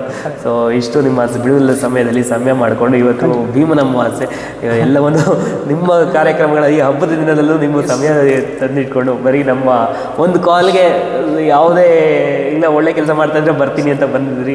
ಯಾಕೆ ಅಂತಂದರೆ ನಮ್ಮದು ಯೋಗವೇ ಜೀವನ ಆಗಿರೋದ್ರಿಂದ, ಜೀವನದಲ್ಲಿ ಯೋಗ ಅಲ್ಲ, ಯೋಗವೇ ಜೀವನ ಆಗಿರೋದ್ರಿಂದ ನೀವು ಯೋಗವಂತ ಆಲ್ರೆಡಿ ಗುಣವಂತ ಮತ್ತೊಂದು ಇದೆಲ್ಲ ಕೇಳ್ತೀವಿ. ಆದರೆ ಯೋಗವಂತ ಅಂತಂದಾಗ ಯೋಗಕ್ಕೆ ನೀವು ಮೀಸ್ಲಿಟ್ಟಿದ್ದೀವಿ ಅಂತ ಅಂದರೆ ನಮ್ಮನ್ನು ನಾವು ಯಾವುದ್ರಲ್ಲಿ ಗುರುತಿಸ್ಕೊಳ್ತಾ ಇದ್ವಿ, ಆ ಗುರುತ್ವಾಕರ್ಷಣೆ ಆಟೋಮೆಟಿಕ್ ಆಗುತ್ತೆ. ಅದಕ್ಕೆ ಅಪಾಯಿಂಟ್ಮೆಂಟ್ ಹೋಗ್ಬೇಕು, ಮತ್ತೊಂದು ಹೋಗ್ಬೇಕಿಲ್ಲ, ನೇಚರ್ ನಿಮ್ಗೆ ಸಪೋರ್ಟ್ ಮಾಡ್ತಾ ಇರುತ್ತೆ. ಅದಕ್ಕೋಸ್ಕರ ನಾವು ಆಲ್ರೆಡಿ ಅದು ಇದೀವಿ ಅಂತಂದರೆ ಅದಕ್ಕೆ ಏನು ಬೇಕೋ ಅದೆಲ್ಲ ವ್ಯವಸ್ಥೆ ತಂತಾನಾಗಿ ಆಗ್ತಾ ಹೋಗುತ್ತೆ. ಒಂಥರ ಆಶ್ಚರ್ಯ ಅನ್ಸುತ್ತೆ. ಹೋದ ವರ್ಷ ಹಾಗೆ ಸುಮ್ಮನೆ ಭೇಟಿಯಾದ್ವಿ. ಸೊ ಈ ಥರ ಇದೆ ಒಂದು ಭಜನೆ ಜಿ ಆಡಿದ್ರು, ಸೊ ಚೆನ್ನಾಗಿತ್ತು ಜಿ, ಇದ್ರ ಬಗ್ಗೆ ಒಂದು ಮಾತಾಡೋಣ, ಒಂದು ಸ್ವಲ್ಪ ಮಾಹಿತಿ ಹಂಚ್ಕೊಳ್ಳೋಣ ಅಂತ. ಏನಕ್ಕೆ ಜಿ ನೀವು ಭಜನೆ ಮಾಡಿ ಹೋದ್ಮೇಲೆ ಭಾಳ ಜನ ಎಲ್ಲ ಕೇಳ್ತಾ ಇದ್ರು, ಸರ್ ಈ ಥರ ಎಲ್ಲ ಚೆನ್ನಾಗಿರುತ್ತಲ್ಲ ಸರ್ ಈ ಕ್ಲಾಸಸ್ಗಳು ಈ ಥರ ಎಲ್ಲ ಅಂತ. ಅದ್ರ ಬಗ್ಗೆ ಮಾಹಿತಿ ಕಡಿಮೆ. ಸೊ ಇವಾಗ ಇಷ್ಟೆಲ್ಲ ನೀವು ಹೇಳ್ಕೊಟ್ಟಿದ್ದೀರ, ಇನ್ನೊಂದು ವೀಡಿಯೋ ಫಾರ್ವರ್ಡ್ ಮಾಡಿಬಿಟ್ಟು ಸೊ ಇದೆಲ್ಲ ನೋಡ್ಕೊಳ್ಳಿ, ಆಮೇಲೆ ಸೆಷನ್ ಅಟೆಂಡ್ ಮಾಡಿ, ತಿಳ್ಕೊಂಡು ಅಟೆಂಡ್ ಮಾಡೋದಕ್ಕೂ ಸುಮ್ಮನೆ ಹಾಗೆ ಒಂದು ಏನೋ ನಡೀತಾ ಇದೆ ಅಂತ ಅನ್ಕೊಳ್ಳೋದಕ್ಕೂ ಭಾಳ ವ್ಯತ್ಯಾಸ. ಭಕ್ತಿ ಯೋಗ ಅನ್ನೋದು ನಾನು ತಿಳಿತಾ ಯೋಗದ ಬಂದ್ಮೇಲೆ ಇನ್ನೂ ಜಾಸ್ತಿ ನಂಗೆ ಗೊತ್ತಾಯ್ತು. ಆ್ಯಕ್ಚುಲಿ ಮೊದಲು ಆಸಕ್ತಿ ಅಷ್ಟೇ ಇತ್ತು. ಯೋಗಕ್ಕೆ ಬಂದಮೇಲೆ ಆ MSc ಇದೆಲ್ಲ ಆದಮೇಲೆ ನೋಡ್ತೀನಿ, ಆ ಹೀಲಿಂಗ್ಸು ಟೆಕ್ನಿಕ್ಸ್ ಅವೆಲ್ಲ ತಿಳ್ತಾ ಇದ್ರೆ ಆ ಭಕ್ತಿ ಯೋಗದಲ್ಲಿ ಇಷ್ಟೊಂದು ಮ್ಯಾಟ್ರ್ ಇದೆಯಾ ಅಂತ ಅನಿಸುತ್ತೆ. ಈ ರಾಜಯೋಗ ಕರ್ಮ ಇವೆಲ್ಲವೂ ಸೇರಿ ಭಕ್ತಿ ಯೋಗದಲ್ಲಿ ಬಂದ್ಬಿಟ್ಟು ಆಟೋಮೆಟಿಕ್ಕಾಗಿ ನಾವು ಇಲ್ಲಿ ಮಾಡಬೇಕು ಅಂತ ಹೇಳ್ತೀವಿ, ಬಟ್ ಅದನ್ನು ಆದಾಗ ಅದೇ ಆಗುತ್ತೆ. ಭೂಮಂಡಲದಿಂದ ಬ್ರಹ್ಮಾಂಡದವರೆಗೆ ಇದೆ ಭಕ್ತಿ ಯೋಗ ಅನ್ನೋದು. ಕೆಲವೊಂದೆಲ್ಲ ಅತಿರೇಕ ಅನ್ಸೋದಿಲ್ಲ. ಸೈಂಟಿಫಿಕ್ ರಿಸರ್ಚ್ಗಳು ತೋರಿಸಿದೆ, ಬರೀ ಆ ನಂಬಿಕೆಗಳು ಇದು ಕ್ಯಾನ್ಸರ್ನಂಥ ಸಮಸ್ಯೆಗಳನ್ನು ಸಹ ಹೀಲ್ ಮಾಡುವಂತಹ ಮತ್ತು ಆ ಕಾನ್ಸೆಪ್ಟ್ಗಳು ತಿಳ್ಕೊಳ್ಳೋದು, ಈ ದೇಹ ಅನ್ನೋದು ನಶ್ವರ ಬಿಟ್ಟು ಹೋಗ್ತಾ ಇರಬೇಕು, ಇದೆಲ್ಲ ಬರೀ ಆ ಕಾನ್ಸೆಪ್ಟ್ಗಳನ್ನು ನಂಬ್ಕೊಂಡು ಸಹ ಎಷ್ಟೊಂದು ಕಾಯಿಲೆಗಳೇ ವಾಸಿ ಆಗೋಗ್ಬಿಟ್ಟಿದೆ ಅನ್ನೋದು. ದೇಹ ಅಂತ ಅಂಟ್ಕೊಂಡಿರ್ತೀವಲ್ಲ, ಸೊ ಅದೇ ಕಾಯಿಲೆ ಬಂದ್ಬಿಟ್ಟಿರುತ್ತೆ. ಅದನ್ನೆಲ್ಲ ಬಿಟ್ಟು ದೇಹ ಈಗ ಹೋಯ್ತು ಅಂತ ಅನ್ನುವಂತಹ ಮನಸ್ಸು ದೇಹಕ್ಕೆ ಬಿಡೋದು ಬದಲಾಗಿ ನಾ ಹೇಳೋದಂದ್ರೆ ದೇಹಕ್ಕೆ ಮೀರಿದಂಥ ಶಕ್ತಿಗೆ ನಾವು ತಲುಪೋಣ ಅಂತ. There is energy level. Healing process ಪ್ರಾಣಾಯಾಮದೆಲ್ಲ ಸಿಗೋಂಥದ್ದು ಅದೇನೆ. ಸೊ ಪ್ರಾಣಾಯಾಮ ಕೋಶ ಅಂದರೆ ಎನರ್ಜಿ ಲೆವೆಲ್ ಅಂತ. ಅವಾಗ ದೇಹದ ಬಗ್ಗೆ ನಾವು ತಲೆನೇ ಕೆಡಿಸ್ಕೊಳ್ಳೋದಿಲ್ಲ, ಅದಕ್ಕಿಂತ ಹೈಯರ್ ಲೆವೆಲ್ ಇರ್ತೀವಿ ಅಂತ. ಬಹಳ ಸೊಗಸಾಗಿ ತಿಳಿಸ್ಕೊಟ್ರಿ. ಇಷ್ಟೊತ್ತು ನಿಮ್ಮ ಸಮಯ ಮಾಡ್ಕೊಂಡು ಬಂದು ಇಷ್ಟೆಲ್ಲ ನಿಮ್ಮ ಸವಿವರವಾಗಿ ಭಜನೆ ಏನಕ್ಕೆ ಮಾಡಬೇಕು, ಭಕ್ತಿ ಅಂದ್ರೇನು, ಭಕ್ತಿ ಯೋಗ ಅಂದ್ರೇನು, ಇದನ್ನೆಲ್ಲ ತಿಳಿಸ್ಕೊಟ್ಟಿದ್ದಕ್ಕೆ ಹೃತ್ಪೂರ್ವಕ ವಂದನೆಗಳು ಜಗದೀಶ್ಜಿ. ಮತ್ತು ಯಾರಾದರೂ ನಿಮ್ಮನ್ನು ಸಂಪರ್ಕ ಮಾಡಿ ಇನ್ನಷ್ಟು ನಿಮ್ಮ ಕೋರ್ಸ್ಗಳಾಗಿರಲಿ ಅಥವಾ ಈ ಭಜನೆ ಎಲ್ಲ ಅಟೆಂಡ್ ಮಾಡಬೇಕು ಈ ಥರದ್ದೆಲ್ಲ ಇತ್ತು ಅಂದರೆ ನಿಮ್ಮ ಒಂದು ಮಾಹಿತಿಯನ್ನು ಖಂಡಿತ. ಈ ಎಸ್ಪೆಷಲಿ ನಾವು ಮಾಡ್ತಕ್ಕಂಥದ್ದು ಎಲ್ಲವೂ ಸಹ ನೇಚರ್ ಓರಿಯೆಂಟೆಡ್ ಆಗಿರುತ್ತೆ, ಮತ್ತೊಂದು ಯೋಗದ ರಿಲೇಟೆಡ್ ಆಗಿರುತ್ತೆ. ಇವೆರಡು ಬಿಟ್ಟು ನಾವು ಎಲ್ಲೂ ಒಂದೇ ಜೇನು ಅಥವಾ ಈಚೆ ಹೋಗೋದಿಲ್ಲ. ಹಾಗಾಗಿ ನಮಗೆ ಯಾರಿಗೆಲ್ಲ ನಮ್ಮ ಚೈತನ್ಯವನ್ನು ಜಾಗೃತಿ ಮಾಡ್ಕೋಬೇಕು ಅಂತ ಇದ್ವಿ, ಅವರು ಚೈತನ್ಯ ಪ್ರಕ್ರಿಯೆಗೆ ಜಾಯ್ನ್ ಆಗ್ಬೋದು. ನಮ್ಮ ಗರ್ಭಾವಸ್ಥೆ ಈ ಥರದ್ದೆಲ್ಲ ಇದೆ, ಒಳ್ಳೆ ಮಗು, ಅವ್ರಿಗೆ ಸಂಸ್ಕಾರ ಬೇಕು, ಬಾಲ ಸಂಸ್ಕಾರ ಬೇಕು ಅಂತ ಇದ್ದಾರೆ, ಅವರು ಗರ್ಭ ಸಂಯೋಗ ಅನ್ನೋದಕ್ಕೆ ಜಾಯ್ನ್ ಆಗ್ಬೋದು. ಅಥವಾ ಮಕ್ಕಳು ಆಲ್ರೆಡಿ ಇದ್ದಾರೆ, ಅವ್ರಿಗೆ ನಮ್ಮ ಮಾತು ಕೇಳ್ತಾ ಇಲ್ಲ, ಇವೆಲ್ಲ ಹೇಳ್ತಿರ್ತಾರಲ್ಲ, ತುಂಬ ಬ್ರಿಲಿಯಂಟು ಸರ್, ಆದರೂ ಓದೋದಿಲ್ಲ ಅಂತ ಅಲ್ವಾ, ಆ ಥರದ್ದೆಲ್ಲ ಇರ್ತಾರೆ. ತೀರಾ ಹಠ ಮಾಡ್ತಾರೆ, ಈ ಥರದ್ದೆಲ್ಲ ಇರುತ್ತೆ. ಅವ್ರಿಗೆಲ್ಲ ಹೀಲಿಂಗ್ ಮುಖಾಂತರನೇ ಅವ್ರಿಗೆ ಇದೆಲ್ಲ ನಾರ್ಮಲೈಸ್ ಅಂದರೆ ಮ್ಯಾನೇಜಬಲ್ ಮಾಡ್ತಕ್ಕಂಥ ಎನರ್ಜಿನ ಕೊಡ್ಬೋದು. ತತ್ವಾಧಾರಿತವಾದಂಥದ್ದು ಶಕ್ತಿಯನ್ನು, ಯುಕ್ತಿಯನ್ನು ಇವೆಲ್ಲ ಇರುತ್ತೆ. ನಮಗೇನಂತಂದರೆ ಈ ಜ್ಞಾನಶಕ್ತಿ ಅನ್ನೋದು ಸಿಗುತ್ತೆ ಬೇಗ. ಟೆಕ್ನಾಲಜಿ ಅದು ಇದು ಎಜುಕೇಷನ್ ಇದೆಲ್ಲ, ಇಚ್ಛಾಶಕ್ತಿನೂ ಸಿಗುತ್ತೆ ಬೇಗ. ನಾನು ಅದು ಮಾಡಬೇಕು ಇದು ಮಾಡಬೇಕು ಹಂಗೆ ಹಿಂಗೆ ಅಂತ. ಬಟ್ ಕ್ರಿಯಾಶಕ್ತಿ ಸಿಗೋದಿಲ್ಲ. ಒಂದು ಕೆಲಸವನ್ನು ಪೂರ್ತಿ ಮಾಡೋದಿಲ್ಲ, ಆ್ಯಕ್ಷನ್ಗೆ ತರಲ್ಲ ಅಲ್ವಾ. ಅದನ್ನೇ ನಮಗೆ ಯೋಗದ ಮುಖಾಂತರ ಹೇಗೆ ತೊಗೋಬೇಕು ಅನ್ನೋದನ್ನು ನಾವು ಇಲ್ಲಿ ಟೆಕ್ನಿಕ್ಸಲ್ಲಿ ಹೇಳ್ಕೊಡ್ತಾ ಇದ್ವಿ. ಆ ಚೈತನ್ಯ ಪ್ರಕ್ರಿಯೆಯಲ್ಲಿ 9 ರೀತಿಯಾದಂಥ ಟೆಕ್ನಾಲಜೀಸನ್ನು ತಂತ್ರಗಳು, ಯೋಗ ತಂತ್ರಗಳಂತಿದೆ. ವೆರಿ ಸಿಂಪಲ್, ನಮ್ಮ ಭಕ್ತಿ ಯೋಗದ ರೀತಿಯಲ್ಲೇ ಇರುತ್ತೆ. ಭಾವನಾತ್ಮಕವಾಗಿ ಮೈಂಡ್ ರಿಲೇಟೆಡ್ ಪ್ರೋಸೆಸ್ ಇರ್ತದೆ. ಅದನ್ನ ಸಲ ನಾವು ಮಾಡ್ಬೋದು. ಯಾರೇ ಮನೆಯಲ್ಲಿ ತೀರಾ ಹುಷಾರಿಲ್ದಿರೋರಿದ್ದಾರೆ ಅಥವಾ ತೀರಾ ಬೇಜಾರಾಗಿದ್ದಾರೆ, ಡಿಪ್ರೆಷನಲ್ಲಿದ್ದಾರೆ ಅಂತಂದರೆ ಅವರು ಕ್ಲಾಸಿಗೆ ಬರೋಕ್ಕಾಗ್ತಾಯಿಲ್ಲ, ಯೋಗ ಮಾಡಲಿಕ್ಕೆ ಆಗ್ತಾಯಿಲ್ಲ ಅಂತಂದರೆ ಅವ್ರ ಮನೆಯಲ್ಲಿ ನಾವು ಸತ್ಸಂಗವನ್ನು ಮಾಡಿಸ್ತೀವಿ. ಅವಾಗ ಏನಾಗುತ್ತೆ, ಅಲ್ಲಿ ಹೋಗಿ ಭಜನೆ ಮಾಡಿದಾಗ ಆ ಒಂದು ವೈಬ್ರೇಷನ್ಸ್ಗೆ ಆಟೋಮೆಟಿಕ್ ಅವರಲ್ಲಿ ಚೈತನ್ಯ ಅನ್ನೋದು ಜಾಗೃತಿ ಆಗುತ್ತೆ. ಅದು ಸುಮಾರು ಜನಗಳಲ್ಲಿ ಇದನ್ನು ಇದು ಮಾಡಿ ಅದಕ್ಕೋಸ್ಕರ ಸತ್ಸಂಗ, ಮನೆ ಸತ್ಸಂಗ ಅಂತ ಮಾಡ್ತೀವಿ. ಅದು ಒಂದು ಅಗ್ನಿಹೋತ್ರ ಮಾಡಿ ಅವ್ರಿಗೆ ಮಾಡಿಸ್ತಕ್ಕಂಥ ಸಂಕಲ್ಪ ಮಾಡಿಸ್ತೀವಿ, ಆರೋಗ್ಯ ಸರಿ ಹೋಗಲಿ ಅಥವಾ ಮದುವೆ ಬೇಗ ಆಗಲಿ ಈ ಥರದ್ದು ಏನಕ್ಕೋ ಒಂದಕ್ಕೆ ಪ್ರೋಸೆಸ್ ಆಗಿ ಭಕ್ತಿ ಯೋಗ ಸಿಂಪಲಾಗಿ ಮಾಡೋಣ. ಅದಕ್ಕೆ ದೊಡ್ಡದಾಗಿ ಹೋಮಗಳು ನನಗೆ ಮಾಡ್ಸೋಕ್ಕಾಗಲ್ಲ, ಅವೇನು ಮಾಡೋಕ್ಕಾಗಲ್ಲ, ಇವೆಲ್ಲ ಮಾಡೋಕ್ಕಾಗಲ್ಲ ಅಂದವ್ರಿಗೆ ಸುಲಭವಾದಂಥ ಭಕ್ತಿ ಯೋಗ ಇದೆ. ಅದರಲ್ಲಿ ಯಾರು ಶಕ್ತಿಯನ್ನು ತೊಗೊಳ್ಳೋಣ. ಭಕ್ತಿ ಯೋಗ ಅಂದರೆ ಶಕ್ತಿ ಯೋಗ ಅಂತ ಖಂಡಿತ. ಮತ್ತು ನಿಮ್ಮ ಸೇವಾ ಕಾರ್ಯಗಳೆಲ್ಲ ಮಾಡ್ತಾ ಇರ್ತಾರೆ, ಪರಿಸರ ಕಾಳಜಿ ಕಾರ್ಯಕ್ರಮಗಳು ನಡೀತಾ ಇರುತ್ತೆ, ಒಂದಷ್ಟು ಗಿಡಗಳು ನೆಡುವಂತಹ ಕಾರ್ಯಕ್ರಮ, ಕೆರೆಗಳನ್ನು ಸ್ವಚ್ಛ ಮಾಡುವಂತಹ ಕಾರ್ಯಕ್ರಮ, ಅದಕ್ಕೂ ಸಹ ಭಾಗಿಯಾಗಕ್ಕೆ ಆಸಕ್ತಿ ಇರುವಂಥವ್ರು ನಿಮ್ಮ ಫೋನ್ ನಂಬರ್ ಒಂದು ತಿಳಿಸ್ಬಿಟ್ರೆ ಜಿ ಸಂಪರ್ಕ ಮಾಡೋದಕ್ಕೆ ಅನುಕೂಲ ಆಗುತ್ತೆ. ಸೊ ನಾವು ಪ್ರಕೃತಿ ವಂದನ ಅಂತ ಮಾಡ್ತಾಯಿದ್ವಿ, ಪ್ರಕೃತಿಯಲ್ಲಿ ವನಭೋಜನ ಅಂತ ಮಾಡ್ತಾಯಿದ್ವಿ. ಆ ವನಭೋಜನ ಅಂದರೆ ವನಕ್ಕೆ ಹೋಗಿ ನಾವು ಭೋಜನ ಮಾಡೋದು ಅಂತಲ್ಲ, ವನಕ್ಕೆ ಹೋಗಿ ವನ್ಯ ಜೀವಿಗಳೇ ನಾವು ಭೋಜನವನ್ನು ಕೊಡ್ತಕ್ಕಂಥದ್ದು ಅಂತ ನಾವು ಯಾವಾಗನ್ನ ಗಮನಿಸಿ ಎರಡು ಕೈಗಳಲ್ಲಿ ತಬ್ಕೊಂಡು ಎತ್ಕೊಂಡು ಹೋಗೋ ಅಷ್ಟು ದಾನ ನಾವು ಯಾವಾಗನ ಮಾಡಿದೀವ ಯಾರಿಗನ್ನ ಅಂತ ಸಾಧ್ಯ ಇದೆಯಾ? ಇಲ್ಲ. ಆದರೆ ನಾವು ಅದನ್ನು ಮಾಡಿಸಿ ಬರೀ ರವೆ ಮತ್ತು ಸಕ್ಕರೆನ ತೊಗೊಂಡೋಗಿ ಇರುವೆಗೆ ಹಾಕ್ತಾರೆ, ಇರುವೆಗಳು ಎರಡೆರಡು ಕೈಯಲ್ಲಿ ಎತ್ಕೊಂಡು ಹೋಗ್ತವೆ ಆರಾಮಾಗಿ ಅಲ್ವಾ? ಅಲ್ಲಿರ್ತಕ್ಕಂಥ ಪಶುಗಳಿಗಾಗಲಿ ಮತ್ತು ಹಸುಗಳಿಗಾಗಲಿ ಎಲ್ಲದಕ್ಕೂ ಸಹ ಯಾವ ರೀತಿ ಆಗುತ್ತೆ ಅದು ಮಾಡೋಣ. ಸ್ವಯಂ ಸೇವೆ ಅಷ್ಟು ಮಾಡ್ಬೇಕು ಇಷ್ಟು ಮಾಡ್ಬೇಕಂತ ಏನಿಲ್ಲ, ಅವ್ರ ಕೈಲಿ ಏನಾಗುತ್ತೆ ಅದೆಲ್ಲ ಪರಿಹಾರವಾಗಿ ಇರ್ತಕ್ಕಂಥದ್ದು. ಅದನ್ನು ನಾವು ಯೋಗ ಮುಖಾಂತರವಾಗಿ ಭಕ್ತಿ ಯೋಗದ ಮುಖಾಂತರವಾಗಿ ನಾವು ಹೇಳ್ಕೊಡ್ತೀವಿ. ಆ ಪ್ರೋಸೆಸ್ನ ಅವ್ರು ಮಾಡಿದ್ರೆ ಆಗುತ್ತೆ. ಯಾವ ರೀತಿ ಈ ಮಾಘ ಮಾಸ ಸ್ನಾನ ಮಾಡಬೇಕು, ಸಮುದ್ರ ಸ್ನಾನ ಮಾಡಬೇಕು, ಇವೆಲ್ಲ ನಮಗೆ ಆಚರಣೆಗಳಲ್ಲಿ ಇದೆ, ಭಕ್ತಿ ಯೋಗದಲ್ಲಿ ಇದೆ. ಅದನ್ನು ಮಾಡಿದ್ರೆ ಆಟೋಮೆಟಿಕ್ ಆರೋಗ್ಯನೂ ಚೆನ್ನಾಗಿರುತ್ತೆ, ಮನಸ್ತತ್ವನೂ ಸರಿ ಇರುತ್ತೆ, ಪರಿಸ್ಥಿತಿನೂ ಅವರು ಕ್ಯಾಪಬಲ್ ಮಾಡ್ಬೋದು ಅಂತ. ಹಾಗಾಗಿ ಅದಕ್ಕೆ ಕಾಂಟ್ಯಾಕ್ಟ್ ಮಾಡ್ಬೋದು. ಸೊ 9972310557 ಅಂತ ಮತ್ತೊಮ್ಮೆ ಹೇಳ್ಬಿಡಿ. 9972310557 ಅಂತ ಜಗಯೋಗಿ ಅಂತ. ಅಂದರೆ ಜಗತ್ತಿನಲ್ಲಿ ಇರ್ತಕ್ಕಂಥ ಎಲ್ಲ ಯೋಗಗಳು ನನಗೆ ಸಿದ್ಧಿಯಾಗಲಿ ಅಂತೇಳಿ ಒಂದು ಇದು ಮಾಡಿದ್ದಾರೆ. ಅವಾಗ ಎಲ್ಲರಿಗೂ ನನಗೆ ಹೇಳ್ಕೊಡ್ಬೋದು, ಬೇಗ ಕಲ್ತ್ಕೊಂಡ್ರೆ ಬೇಗ ಹೇಳ್ಕೊಡು. ಎಡೆ ಕೆಲಸ ಕಲಿಯೋದು ಕಲಿಸೋದು, ಮಿಕ್ಕಿದೆಲ್ಲ ಕೆಲಸ ಇಲ್ಲ. ಮತ್ತು ಕೆಲವೊಂದ್ಸರಿ ಅರ್ಥಗಳು ಅಪಾರ ಅಂದರೆ ಅವರು ನೋಡೋ ದೃಷ್ಟಿಕೋನದಲ್ಲಿ ಯೋಗವಂತಾದರೆ ಇದು ಬರೀ ಒಬ್ಬನ ಸಂಸ್ಥೆ ಅಂತ ಯೋಗವನ್ನು ಉಳ್ಳವಂಥವರೆಲ್ಲ ಎಲ್ಲರೂ ಸಹ ಯೋಗಕ್ಕೆ ನಾನು ಪ್ರತಿನಿಧಿಯಾಗಿದ್ದೀನಿ ಅಂತ ಅಲ್ವಾ? ಅದಕ್ಕೆ ಅಂತ ನಾವು ನಿಂತಿದ್ವಿ. ಎಲ್ಲರೂ ಸಹ ಯೋಗವಂತರೇನೆ. ಇವನ್ ನಾವು ಮನವಿ ಮಾಡ್ಬೇಕಾದ್ರೆ ಯಾರು ಈ ಥರ ಸಾಧನೆಯಲ್ಲಿದ್ದಾರೆ, ಒಂದು ಯೋಗ ಸೆಂಟರ್ ನಡೆಸ್ತಾ ಇದ್ದಾರೆ, ಈಗ ಜಸ್ಟ್ ವಯಸ್ಸಾಗಿದೆ ಅಥವಾ ಏನೋ ಮಾಡ್ತಾಯಿದ್ದಾರೆ ಅಂತಂದರೆ ಅವ್ರಿಗೆ ನಾವು ವ್ಯಾಲ್ಯೂ ಆ್ಯಡೆಡ್ ಮಾಡಬೇಕು, ಅವ್ರನ್ನ ಸ್ವಲ್ಪ ಹೈಲೈಟ್ ಮಾಡಬೇಕು, ಅವ್ರಿಗೆ ಅವಕಾಶ ಕೊಡಬೇಕು. ಇದೆಲ್ಲ ಮಾಡ್ತಾ ಹೋದಾಗ ಯೋಗದ ವಾತಾವರಣ ಜಾಸ್ತಿ ಆಗುತ್ತೆ, ರೋಗದ ವಾತಾವರಣ ಆಟೋಮೆಟಿಕ್ ಕಡಿಮೆ ಆಗುತ್ತಲ್ಲ. ಅದು ನನ್ನ ಒಂದು ಸಂಕಲ್ಪ. ಹಾಗಾಗಿ ಈ ಜಗ ಯೋಗಾಲಯ ಅಂತಂದರೆ ನಾನು ಕೇಂದ್ರವಾಗಿ ಇಟ್ಕೊಂಡಿಲ್ಲ, ಇಡೀ ಜಗತ್ತೇ ನನಗೆ ಯೋಗಾಲಯವಾಗಿದೆ ಅಂತ.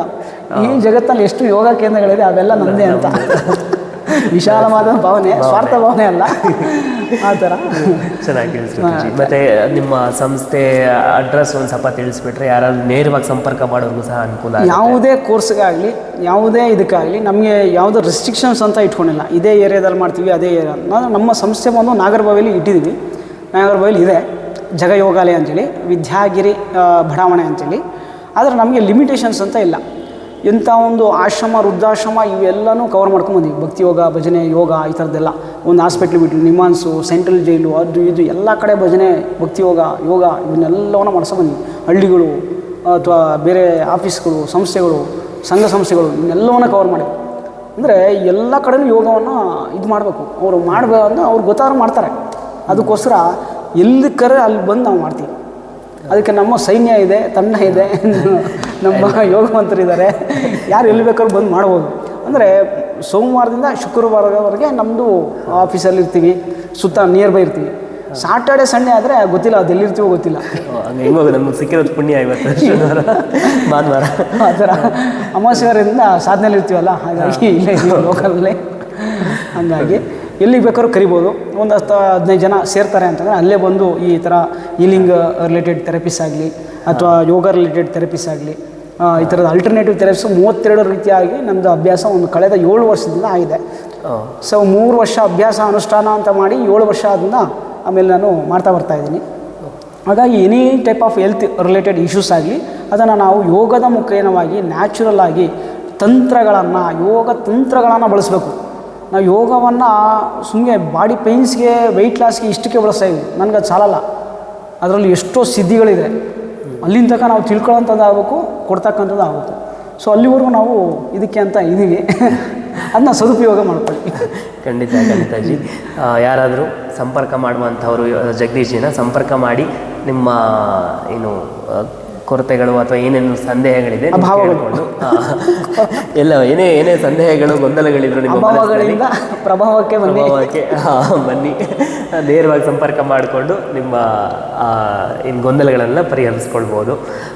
ಇಷ್ಟೊತ್ತು ಬಂದು ಇಷ್ಟು ವಿಚಾರಗಳನ್ನು ಸವಿಸ್ತಾರವಾಗಿ ತಿಳಿಸ್ಕೊಂಡಿದ್ದಕ್ಕೆ ಧನ್ಯವಾದಗಳು. ಅಂತರಾಳದ ಧನ್ಯವಾದಗಳು. ನಿಮ್ಮ ಯೋಗ ಸಾಧನೆ ಮತ್ತು ಸೇವೆ ಹೀಗೆ ನಿರಂತರವಾಗಿ ನಡೀತಾ ಇರಲಿ, ಬೆಳೀತಾ ಇರಲಿ. ಸೊ ಅದು ನಿರಂತರವಾಗಿ ನಡೀತಾ ಇದ್ದಷ್ಟು ಅದರ ಫಲ, ಅದರ ಒಂದು ಶಕ್ತಿ ಅನ್ನೋದು ಇನ್ನಷ್ಟು ಜಾಸ್ತಿ ಆಗ್ತಾ ಹೋಗುತ್ತೆ. ಸೊ ಹಾಗಾಗಿ ಜ್ಞಾನ ಎಲ್ಲರಿಗೂ ಪ್ರಸಾರವಾಗಲಿಕ್ಕೆ ನೀವು ಒಂದು ವೇದಿಕೆಯನ್ನು ಮಾಡಿದ್ರೆ ಅದು ಸದುಪಯೋಗ ಆಗಲಿ, ಬರೀ ಯೋಗ ಅಲ್ಲ, ಸಂಪೂರ್ಣ ಸದುಪಯೋಗವಾಗಲಿ. ಧನ್ಯವಾದಗಳು. ನಿಮ್ಮ ಎಲ್ಲ ಹಾರೈಕೆಗಳಿಗೆ ಹೃತ್ಪೂರ್ವಕ ವಂದನೆಗಳು. ಖಂಡಿತ ವಂದನೆಗಳು.